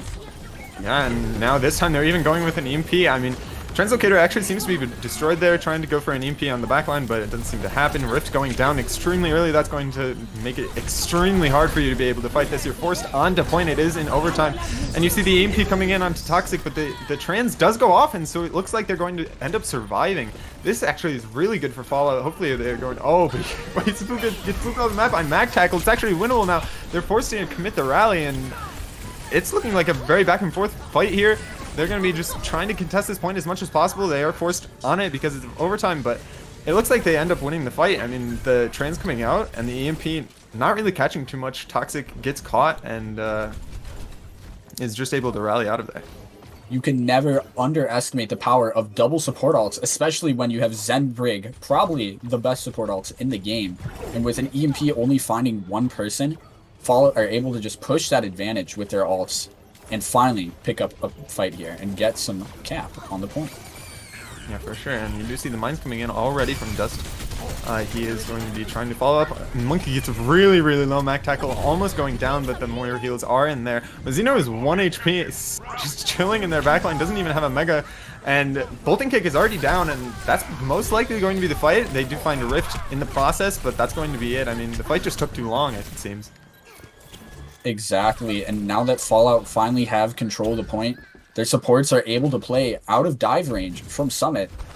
And Summit has no choice but to try to walk in to get close enough to die, but while that's happening, Dust drops a minefield, the rest of Fallout engages, and just completely decimates the team before they even get a chance to dive. Yeah, and you do see a hack coming out onto Dirt. That's a really good hack, that's just an immediate pick. Now you really don't have to worry about your backline, and you're just going to be able to walk in if you're free, and Dust gets hacked really early. Mac Tackle does go down though, so this might be extremely close. You see the copy coming in from Rift. He is going to be building up that Diva Bomb and possibly not even opting to use it, opting to just stay in the Diva form. And you see Duba going down actually in the backline, but is it going to be enough? We're seeing Mazino killing Toxic. Maybe this is enough to turn the fight. Georgie Berry does get a pick with the Diva Bomb and gets the D-Mech. So this is looking very, very good for Fallout. Toxic going to the Lucio possibly to get back as fast as possible. Rift, you just see taking this off angle and able to kill the Moira, and this is just looking like a one fight for Fallout. You're going to see the stall coming in from Summit as much as possible because it is 99-99. They're going to try as hard as possible. Spooker does go down, but you get the Sombra. Instead, and then Mazino kills Dust with the Pulse Bomb, and now it's looking very, very good for Summit. Supported, it's so back and forth on this point. They're just trying to get the very, very last overtime push and just trying to stagger on this point, but eventually Summit takes it. Wow, what a back and forth. Crucial ults coming out from both sides, and finally Summit, they have the EMP on the point, they have the members there to clean it up, and they're able to finish out round 1. Yeah, and I think this is exactly what we wanted to see when we were coming into this match. A very back and forth fight, not really knowing who's going to win, and that's kind of just what we wanted to see. We wanted these teams to just clash. They have really, really big names coming out, showing up, playing their hardest, and doing a lot. You see Mazino coming in, Dynamic just popping off on the Tracer, but then same thing on the other side. I mean, Dirt was doing a lot, Riff was doing a lot, and I mean, eventually Summit takes it out, but it was a very close match. It's extremely close, and let's see how close the teams can keep it here as Summit is looking to teleport onto the point, and Fallout is playing a counter teleport comp. They immediately get the forest spam onto the point, and now Summit are sitting here like fish in barrels. They have no choice but to just get spammed out by this Pharah and wait for the point to unlock here. Yeah, and you do see the Zarya coming out instead of the D.Va. Maybe not exactly what you wanted to see if you're playing against a Pharah comp, but they're going to be TPing onto the backline now. They are going to pick off of this. Maybe they will give up first cap to a Pharah that's capping the objective, but they are up a lot of players. Bolting Cake does go down though, so this might be a bit scary for them.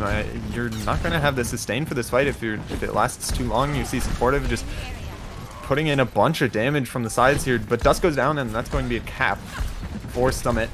We're going to see they are still taking a bunch of poke from this Pharah, but I think they're stabilizing.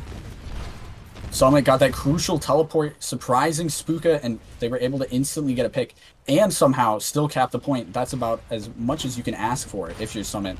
But once again, they're stuck on the point. Supportive is getting very close to this barrage. Another TP coming out, and they instantly find Spooka. Yeah, and that's a really good pick. It happens again, but there's a lot of point presence now on the point, and Barrage coming in. This might be a really good fight for Fallout to win. Supportive does go down eventually, but you see the window coming in, possibly for a bit extra healing, and the ball goes down. Rift going down as well. That looks like it's going to be another fight win for Summit, just taking really, really good fights. TPing on the backline as quick as they can. Exactly. They're continuing to play fast and keeping up. the rapid aggro game style that they had on 6-man, even though they're now playing Ryan Zarya with Mei Sim. And it's exactly what they need to get the picks and get the advantages to win the fight. It's very smart of them to not just play on point and get spammed out by the Sphera, and instead choose to take fights in courtyard on the players they can engage on. Yeah, you see a pulse bomb coming in. It doesn't seem to get much. It does get the immortality field out, but there's not really going to be that much follow-up on it. But you are going to be happy with getting that immortality field coming out. And you see the beat coming out, and it's just going to pick up 2 picks off of that. Spooker going down once again really early. Spooker and Dust just not really being able to play the game. Either they get teleported on, they get beaten at, and you're just in a lost situation. Supportive kills Cameraman though, and this might be the opening that they need. Without a Lucio, they're going to have a much harder time speeding onto any target here and finding the engage. So it opens up a chance for Fallout to engage. Mines come in, and Supportive takes himself out with the Fair Barrage. I don't exactly know how that happened, but Dust finds 2 with the Minefield through the Immortality Field, I must say. And that's going to be a 1 fight for Fallout. Extremely good Minefield, and even though Supportive did die mid-Fair ult, I think it did quite a bit of damage and was able to follow up on the Minefield. It was the damage they need. The mines on point were absolutely massive, and on top of that, they had a trance to ensure that they could clean out the fight. And I think we saw, Supportive die to his own ult from the sim wall getting placed on top of him by Mazzino. So great play from him.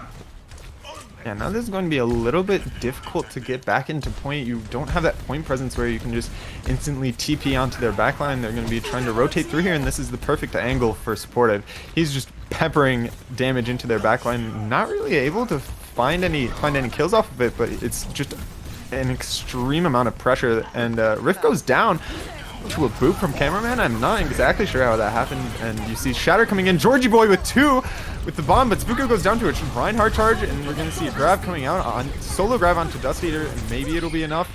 And to flip this over, it looks like it's a very back and forth fight. Rift just fighting on this point. He does have that pulse bomb. It looks like he might possibly come in onto the Zarya. No, he will just take him out with the normal guns, and Georgie Boy is running up, but it looks like it's going to be another win from Fallout. An absolutely massive bomb from Georgie Boy. He didn't get to play much Diva when he was on Resurge, but now that he's on Fallout, he's getting to prove that he can be the carry of a team here. Supportive already goes down, and it doesn't look like they're even able to res. That might be on the other side of the wall. So you're just going to be playing one down. A good stick coming in, but it doesn't seem to catch much. I don't even think that gets immortality, which is very, very sad. It did buy time, though, for Supportive to come back to the point, and he's the entire damage for his team. Can he get this massive barrage, picking up 2, and this is going to be extremely difficult now for Fall to win. Yeah, a really big barrage coming in. And then an eat. Oh my word, Georgie is playing out of his mind right now. The bombs coming in and the eat on the mail. This is exactly what you need. And the beat coming in, not really finding much except for a bit of stall on the point. They need to win this. It's 99-99 once again. And it's looking very much in the direction of Fallout, but possibly Spooker going down is going to be a pain for them. And now the window coming in from Summit, maybe keeping players up. Mazzino finds 2, but Dust finding the Baptiste, and it's just back and forth. Once again, this very last fight, the pulse bomb coming out doesn't find much, but there's going to possibly be bomb coming out from Georgie Boy. He's just, peppering away, and he's going to be able to bomb point, possibly clear point, and it's still back and forth. Supportive goes down. Another 2K bomb comes from Georgie Boy. Again. Oh my word. He is on fire. Georgie Boy mad about his main support run with Resurge, and is like, nah, I'm here to play off tank, and I'm here to play it so well. Wow, what a performance. You can't ask for more. Big bomb kills, pulse bomb eats. Did he get a May Blizzard eat there? Yep. Wow. If you're Fallout, you probably don't win the map if that Blizzard goes off. It's gonna just control the whole point. You don't get the cleanup kills, and you don't win that map anymore. So finally, though, we're coming in. Last map, Control Center. Junk Sim on both sides here. Let's figure out and find out which team can play the spam better. It's all about the Sim Beam, though. Whoever gets that max Sim Beam and gets the most damage for it is going to win it. Yeah, an interesting one. Interestingly enough, you see someone coming out once again on that Zarya. Maybe a bit of a comfort pick from Sephora, and maybe they just think it's the best thing on this map. But Supportive already finding Dubo. That's a big, crucial pick. having that drunk spam gone for your team is just going to give you a lot more space. They're posturing a bit on this point. They do have 2 shields that they're able to work with, and I mean, it looks like they're going to cap, and someone is just gonna run away. I mean, finding that first pick, you're not gonna have the drunk spam. You're just gonna be so much less on damage, and they're trying to hold them here kind of at this corner, but the window coming out and they're not really going to be able to push. Georgie goes down, and that's going to be it from Summit. Are they trying to fight this? It looks like Summit are engaging.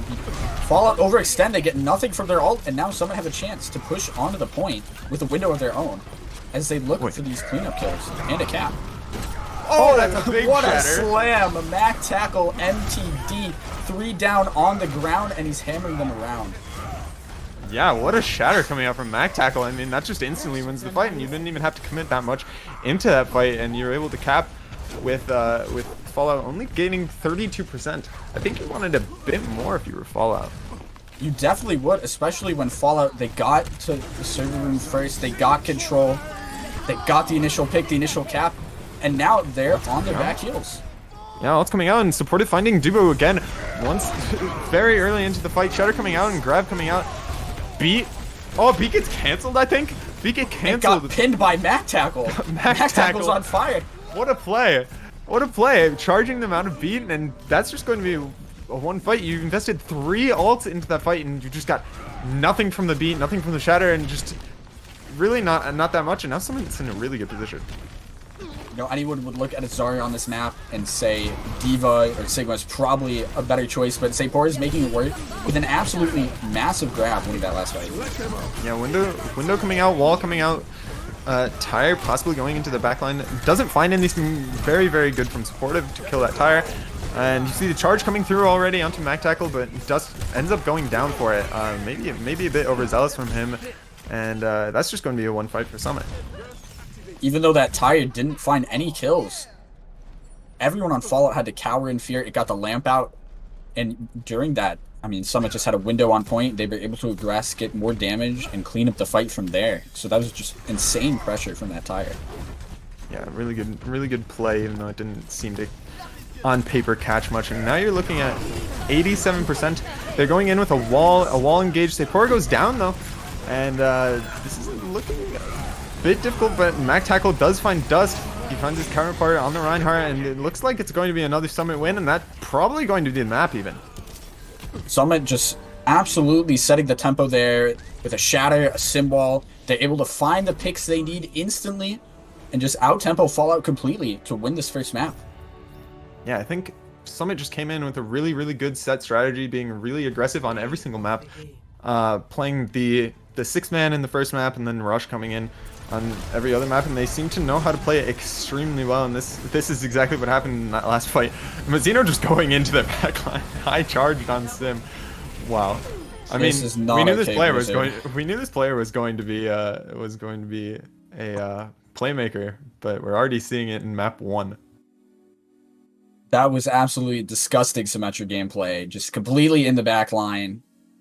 A beam doing 1,000,000 damage, and what are you going to do about it? You can't do anything. You just have no choice but to die and go next. And wow. I mean, I think False, we're getting that close series we were hoping for. Yeah, I mean, I think it was every single stage going to 99-99. You don't see that very, or well, actually the last stage didn't go to 99-99, but there were some back and forth fights, and some really especially good play Night all Market. around. Fallout Yeah, had Night an Market insane was come out on Night Market. Insane. Or comeback. Insane. Yeah, I mean, I think this match is going to go the distance. It's looking like a really close 2 teams, and it's pretty exciting. It definitely could go the distance, especially since our next map is going to be Hollywood, which, you know, I think this might favor Fallout more than Summit, especially if they're very reluctant to run Diva. Diva's so powerful on the second point of Hollywood. Those very important high grounds. Zarya is so immobile, stuck on the low ground. What are you going to do against? You got a Hanzo up there. You have a Zen Brig playing on that high ground. I think we could see a very excellent ball dive coming out from Fallout, which could completely stop Summit. Yeah, and I mean, Summit is trying. It looks like they're opting to play Rush as much as they can, really. And so it's going to be a bit more difficult on this map, I think. and it might give more of an advantage to Fallout, and we are going to most likely be seeing some subs though, so that might come into play with what compositions that they want to run and what compositions they were planning on running coming into this map, because they did have this map pool beforehand and they did have some time to plan. You have a good point there, so we'll have to see if any teams do decide to make a sub and how they're going to adapt to this new map. I mean, you can get away with Rush on Hollywood first, definitely Hollywood third, but it's Hollywood second where it's that wildcard. It completely opens up those strong high grounds where Rush becomes a lot more unplayable. Yeah, for sure, and this is just our map pool for today. You see Hollywood next map, and then after that it's going to be Rialto, so maybe if it does go the distance and it does get to that map, then maybe we see some more Rush coming out there. We are going into Hollywood right now. We do see no subs. I don't think, actually, Mani coming in on flex support, it looks like, for Fallout. And then I don't think we saw Garden and Flighty last map for Summit. So some new faces into this match. I believe those are the subs indeed. And Summit's trolling, right? They're not going to run Reaper Hog. No, they're not. No, they're in spawn. I believe that they are. They're living in my mind right now, rent free. They better be trolling. If this is their comp, I don't even know what's gonna happen. Yeah, this would be a very interesting, even more interesting match, I would say. Okay. So you do see them switching over to double bubble. Yeah, we're getting the double bubble from Summit. Oh, not even. We're going ball Zarya. Okay, that's interesting. And Fallout, they're gonna be playing this classic Arisa, sitting in the cafe, just hiding out on point for a billion years, unkillable god. Yeah, I mean, you're just going to see Mizzino poking in from afar, and maybe Mizzino seems like he's going to be slightly uncontested, but we do see his counterpart Dirt on the other side with a Mercy Pocket. Both of them actually have Mercy Pockets, which is very interesting to see. Usually you see possibly a Brig coming out in either of these comps, but it's a different sight. You see the ball engage coming in. He does get that bubble and he gets a lot of shields off, but he's not going to be staying for too long, knowing he can get blown up really quickly. But he does go in again, and Rift finds him. That's probably just going to be a disengage here from Summit. You don't see ball too often on Hollywood first, and that's why you can get stuck in that room so easily and just blown up. And wow, here we have Fallout just pushing that advantage while they're down a player. And Rift and Supportive are able to find some more picks. Yeah, I mean, that was an interesting play, knowing you were down your ball and kind of just staying, chilling in, and I mean, Fallout's able to punish them for it. Exactly, they're not going to give any free space to Summit here.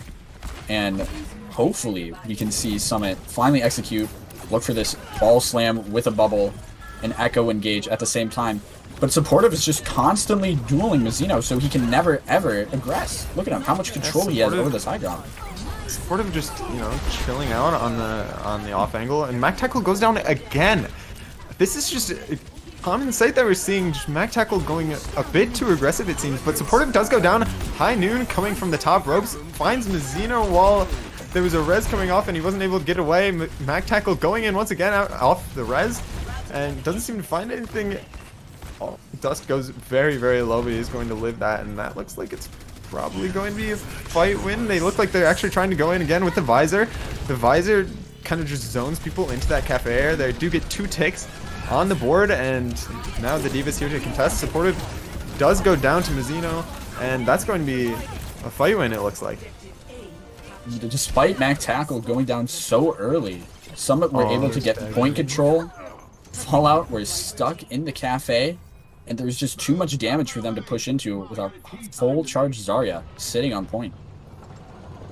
You gotta wonder, what could they really have done different there except just die? Oh, Mizzino finds Mani? That's an incredibly early pick. You don't want to see that. And most of everyone is kind of in spawn, possibly just Mani is trying to get out of spawn and just not able to, it seems, but I think he was following around his Echo, but they were not expecting the enemy team to already be on this high ground, and now they have complete control over these 2 little doors that Fallout have to push out of. Yeah, Mizzino just kind of kiting away. Dust is already dead to Golden Cake from, I think, across that map. Just kind of a 5 orb the copy coming in and possibly going to be able to find this echo. If not, it's probably just going to be able to zone them quite a bit. Zeno not actually finding too much with the copy, but is going to find the remake, almost getting a remake kill there. And the bomb coming in on the side. Doesn't seem like it's going to find anybody, but you see a copy coming in from Supportive and finds 2 on the high ground. The copy of the Soldier coming in.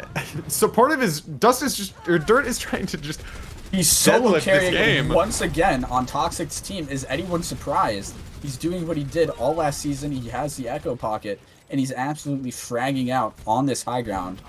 And he's able to single-handedly pull Fallout back into this. Yeah, I mean, if Supportive is able to do things like that, then this match is not going to is going to be extremely close, I think. And you know, this is what we were talking about earlier. Now Fallout have Summit trapped on second point.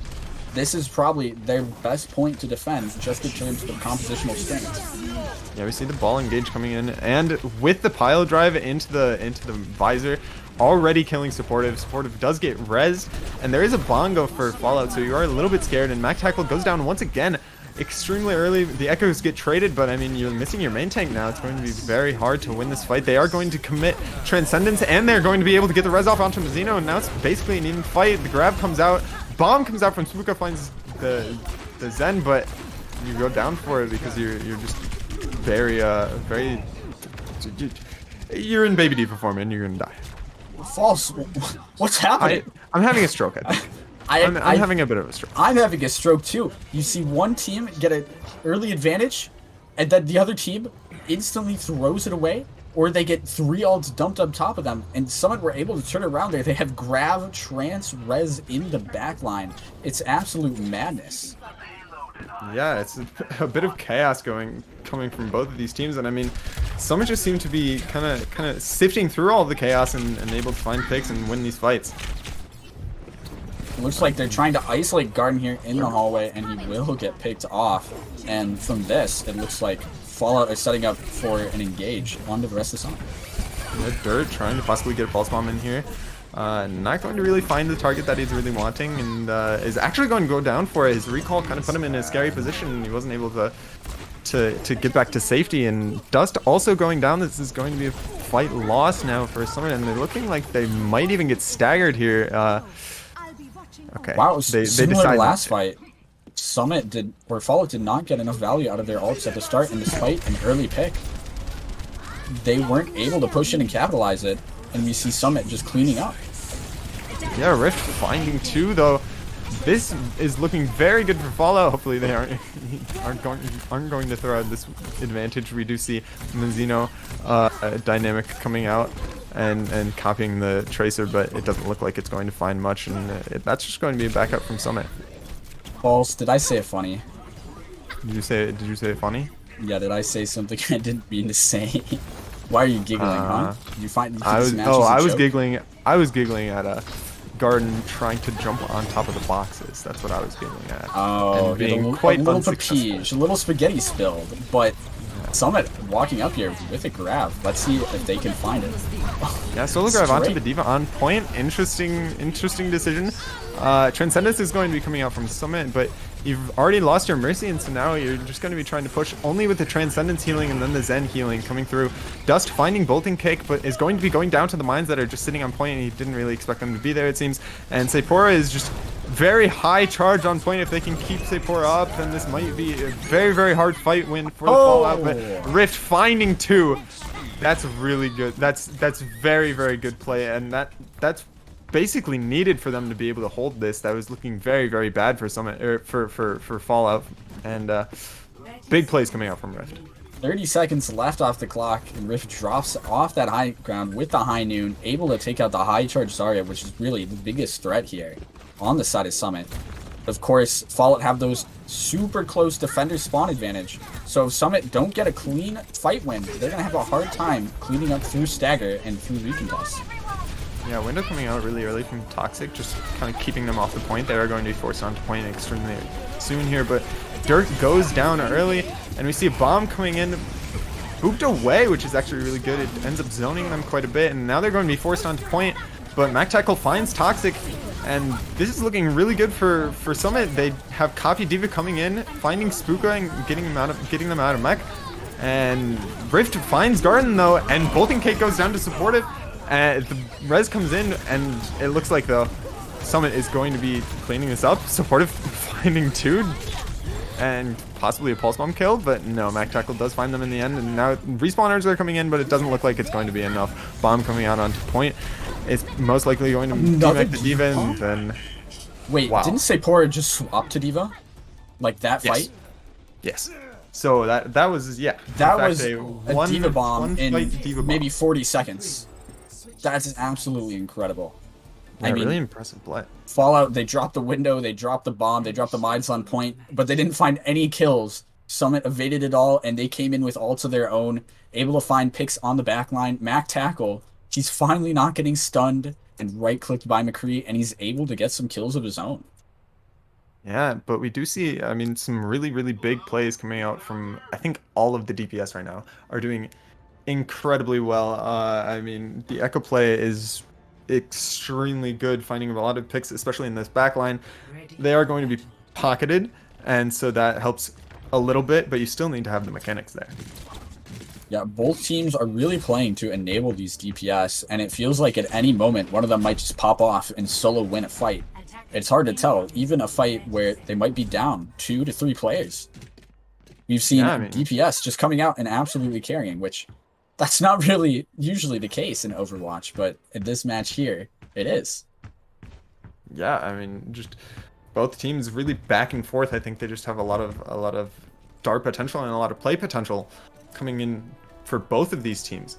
Both of these teams able to do a lot when they're given the right amount of space and right amount of resources. And now you're seeing Fallout going for, I think this is a bit of a research comp, it looks like.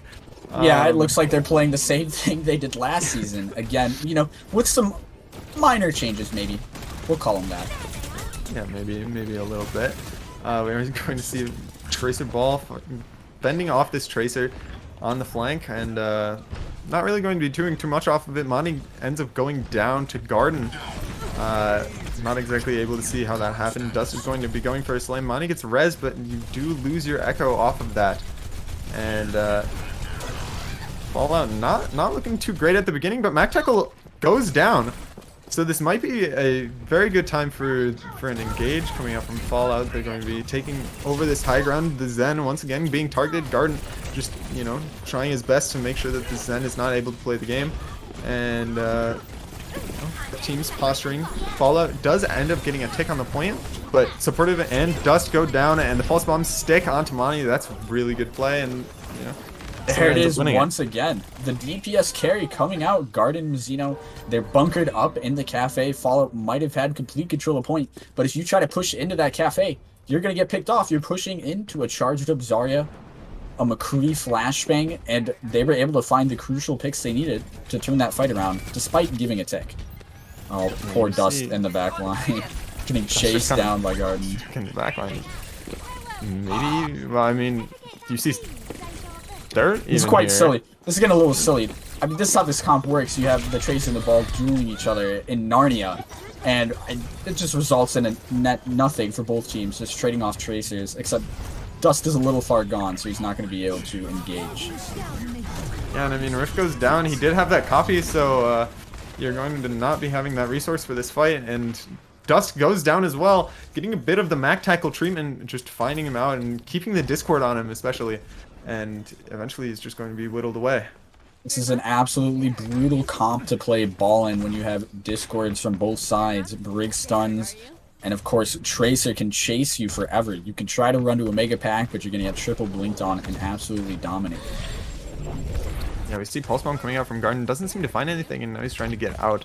They're pressuring him very hard on this mega pack, and he is able to get out. And we are going to see now actually them collapse in the stairs onto Mac Tackle once again. Copy over to the Zarya from Rift. It doesn't seem to find too much, and he almost goes down for it even. And now you're seeing a rally coming through for Summit. Usually that means very bad things for the enemy team, but you see a grab coming through for Fallout. I think that was actually Rift on the Zarya grabbing, if I'm correct. Yes, that was a Doesn't copy seem to grab. find anything. Interesting. And you know, we're finally at the point of the map where both teams have stacked up enough ults to begin to dump them down. But if you look at Fallout here, they only have the trance and only a D.Va bomb to be able to win this next fight. Oh, Mac Tackle crucially getting caught out there right at the end. Yeah, Mac Tackle not being able to get out, and I mean, we did see this. It was quite an often sight that we have seen throughout this map where Mac Tackle is down, but they're still able to bring it out, and we'll see if they're able to do that now. We see the grab coming through for Sephora. They might be able to find some big value with this. D.Va contesting that high ground now, and the grab eaten by Spooka, shot right into the DM. And now you're seeing a big momentum shift. Fallout actually winning out this fight and having the point. That's not what you want to see if you're Summon. Now you're going to be staggered, and they're just taking as much space as possible when they're up. If I'm a Summit player right now, I'm absolutely crying. You had the grab pulse bomb combo online, but they spaghettied it. Garden went for a solo pulse bomb in the backline, whiffed, and Sephora a little quick on that grab, and it gets eaten there. I mean, if you saw Spooka discorded, he was 20 health. He was barely had any defense matrix left. That's just unlucky. Yeah, but you see that they don't really have it too much time left. I mean, they were able to take away a lot of this time on their first point defense. High Noon coming out on the high ground, just kind of zoning people off, but Spooka actually taking the high ground, a bit scary, but he does have the bubble to be able to save him. And Supportive is going to be going in, possibly with that pulse bomb, but he gets picked off before he's able to use it. Mac Tackle traded though, so you're going to be missing your main tank for this fight, and maybe a bit of a regroup coming in from Summon, not really wanting to contest that payload yet. They are missing their main tank, so they're just going to be, you know, taking space very gradually. Yeah, when you have this Kree Brig Zen backline, you can pretty much just walk anywhere you want and control that space better. But if Fallout's able to find picks, that's how they're going to win this game. And here they come in with a pulse bomb, and it's going to find nothing, unfortunately. Yeah, and Toxic does have that rally, and so everyone's going to be having armor, and Toxic ends up finding Mac Tackle. And Mazzino is not actually able to get that High Noon off. Just kind of you know, a bit of wishful thinking, but Garden does find Rift. And it's looking like another back and forth fight. A very high charge Zarya almost going down for Summit. Sephora finding dirt. Sephora can live, they can win this. Oh, but I don't think it matters down, anyway. But Sephora doesn't. Yeah, Sephora doesn't end up living. You would have loved to keep that energy, but Fallout only had their backline left alive here. And that's just not enough to clean out the fight on their own. But they are able to get early control of this high ground and try to establish themselves for this next fight. With a minefield coming through while someone are rotating. Yeah, minefield coming out really early, but Flight is actually caught by a Spooka. Possibly stuck just by a pile drive or something. I'm not exactly able to see that. And now you're seeing dominant high ground control coming out from Fallout. A flashbang onto Mac Tackle, kind of getting the main tank treatment once again, and almost found out by that High Noon, but nobody ends up falling to it. They just kite away, and now you're down your Tracer for Fallout, and this is looking a bit scary. High charge Zarya going onto point is actually going to find the D-Mech onto Spooka, and Spooka doesn't bomb to remech, just kind of opting not to, even though it ends up being last fight, and that's looking like the map for Summit, and it's actually looking like the match, in fact. The map and the match. We have Mazzino on the flank, body shotting away on the Tracer. Sephora able to come in and completely dominate Spooka in the 1v1. And from there, able to clean up and close out the series with a 2-0. Yeah, I mean, we see 2-0 coming out, but I don't think it was as close as the score line would show. It was extremely back and forth. I think really, really good plays coming out from each of the teams. Exactly, Nice especially ball on Li Zhang. It was a lot closer of a series than it was here on Hollywood. But good job to both team, GG's, and it looks like it's going to be 2-0 for Summit. Yeah, I get to keep my lights red. I don't have to change it, which is actually funny because I actually don't have a yellow option. So it's literally like even if Fallout 1, I have to change to orange. So that's just the other. the basic. That's probably for the best. I don't know if you'd want yellow lights. I don't know how. Yeah, isn't that just a light? Yeah. Yeah, well, no, like if you want to get just a light, then you just get white. So it's like this. That's just light. Okay. Okay. But nah, red is still what I think fits Exactly. right now. Red on the board with Summit taking this 2-0 here. And I mean, we got a super close series. First map on Li Zhang, and come to Hollywood, Summit's looking extremely dominant on this second point. But it was still an explosive game. I feel like in general the sort of MVP, if you wanna give one out to like this match in particular, I think is Mac Tackle. Just because in that last map, he was, I think, styling out on the ball quite a bit, and he was getting picks. While he did get picked, like he was getting sometimes, picks and he was getting picks. That's ball. That's ball though. It's ball, but you know, it's possible to get that sweet spot, best of both worlds. I don't know. I think I'd still have to give it over. Supportive looked absolutely insane, but I'd give it to Mazzino, I think, on Summit. This man, he was doing so many little things. Yeah. Absolutely carrying. Just impressive gameplay from every single character he was playing on. I think part of me, just the reason of saying ball, is just because I'm a main tank player myself, so I know how hard it is to play ball well. And I feel like Mac just played it pretty well. Yeah, main tank bias. Coming through. The main tank bias, but I don't know. I saw Zeno in the kill feed more, so that's gotta mean he was doing more for the team. Yeah, right? he did a lot too. Nothing wrong against the rest of the Summit guys. Though. They all did really good. And Hollywood, especially, like, up until that last fight on first, it seemed like almost a full hold for Summit. They were playing that well.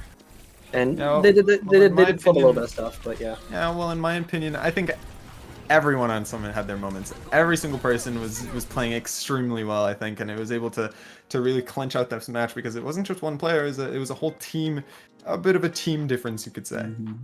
I'll notice we also got some people in the waiting room that might get added on soon. Yep. Okay. Shall we bring him in right now? Yeah. Very cool. Welcome. We have Mac Tackle and Dynamic joining us here. Hello. I gotta say, how scared were you guys coming into Hollywood after how close Li Zhang were? Were you confident you had it in the bag? Yeah, I wasn't scared at all. I was playing with my feet up, eyes closed, monitors off. First map. Bold strategy. Yeah, but it's a secret technique passed down from family generations. Also, Mac is taking a piss, so I'm back from my royal piss. Never mind. Thank you very much He has for returned. taking the reins. Yeah. Covering I him. was pretty confident the whole time. Also, close out a series.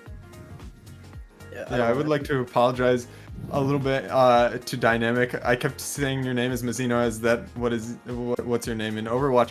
But I do understand that your name in this is Dynamic, and I should be calling you Dynamic. But incredible play coming out from you. What was your like basic strategy? Because you were mostly playing you were playing a lot of that Echo. What was your like main strategy coming into this? What were you expecting them to play, and how are you going to counter it? Well, I knew that Dirt was mostly going to be playing Echo, and I thought he was going to play more Pharah.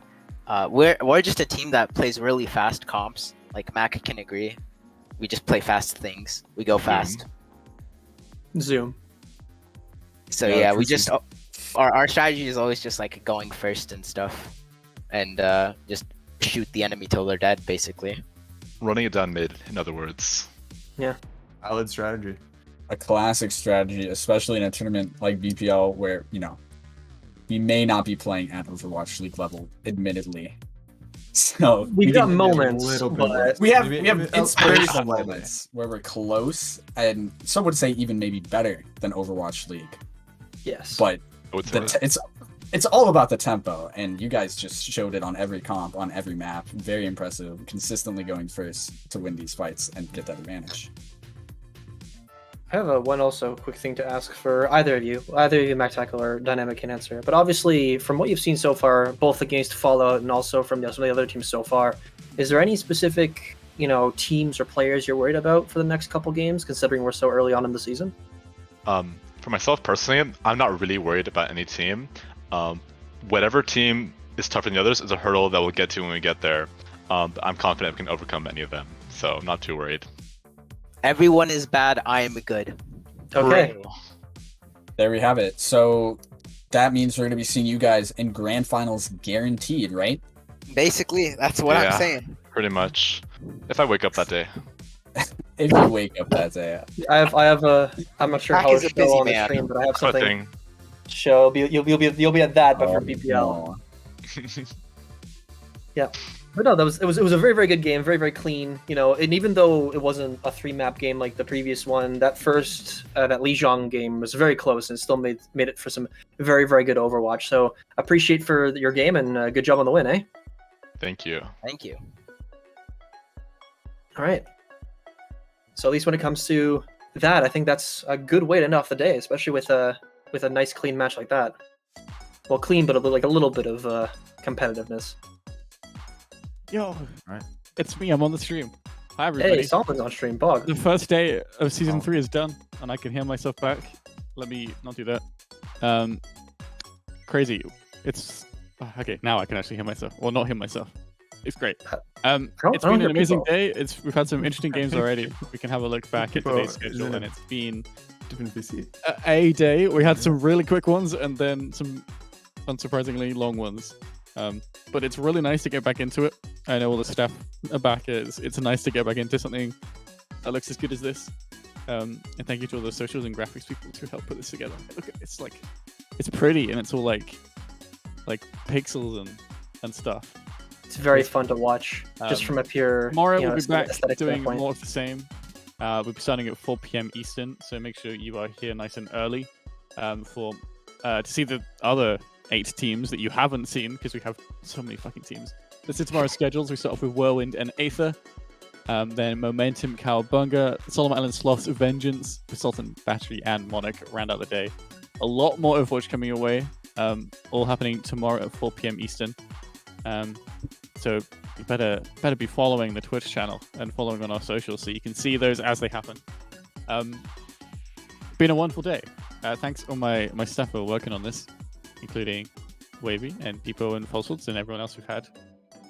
Lots of people behind the scenes. We've had kind of stupidly, like, we always like to overcomplicate our production flow. So we have like 3 different producers or something, because why not? Freya, if you hear this, can you... I kidnapped Peepo. I'm so sorry. I'm still here, by the way. I know you pulled me out and not Mac Taco, and Wow. I was stuck with Dynamic in a waiting room for a bit. You sent me to Brazil. I was like, oh, you're a player, right? It's probably that guy. Yeah, my bad. All good. Yes, I will play out with some replays because we like having cool tech. But we'll see you all tomorrow at 4 p.m. Eastern for the remainder of A-League Week 1. Good night, everybody. Bye-bye. Good night. Have a good day, everybody. See you for BPL tomorrow.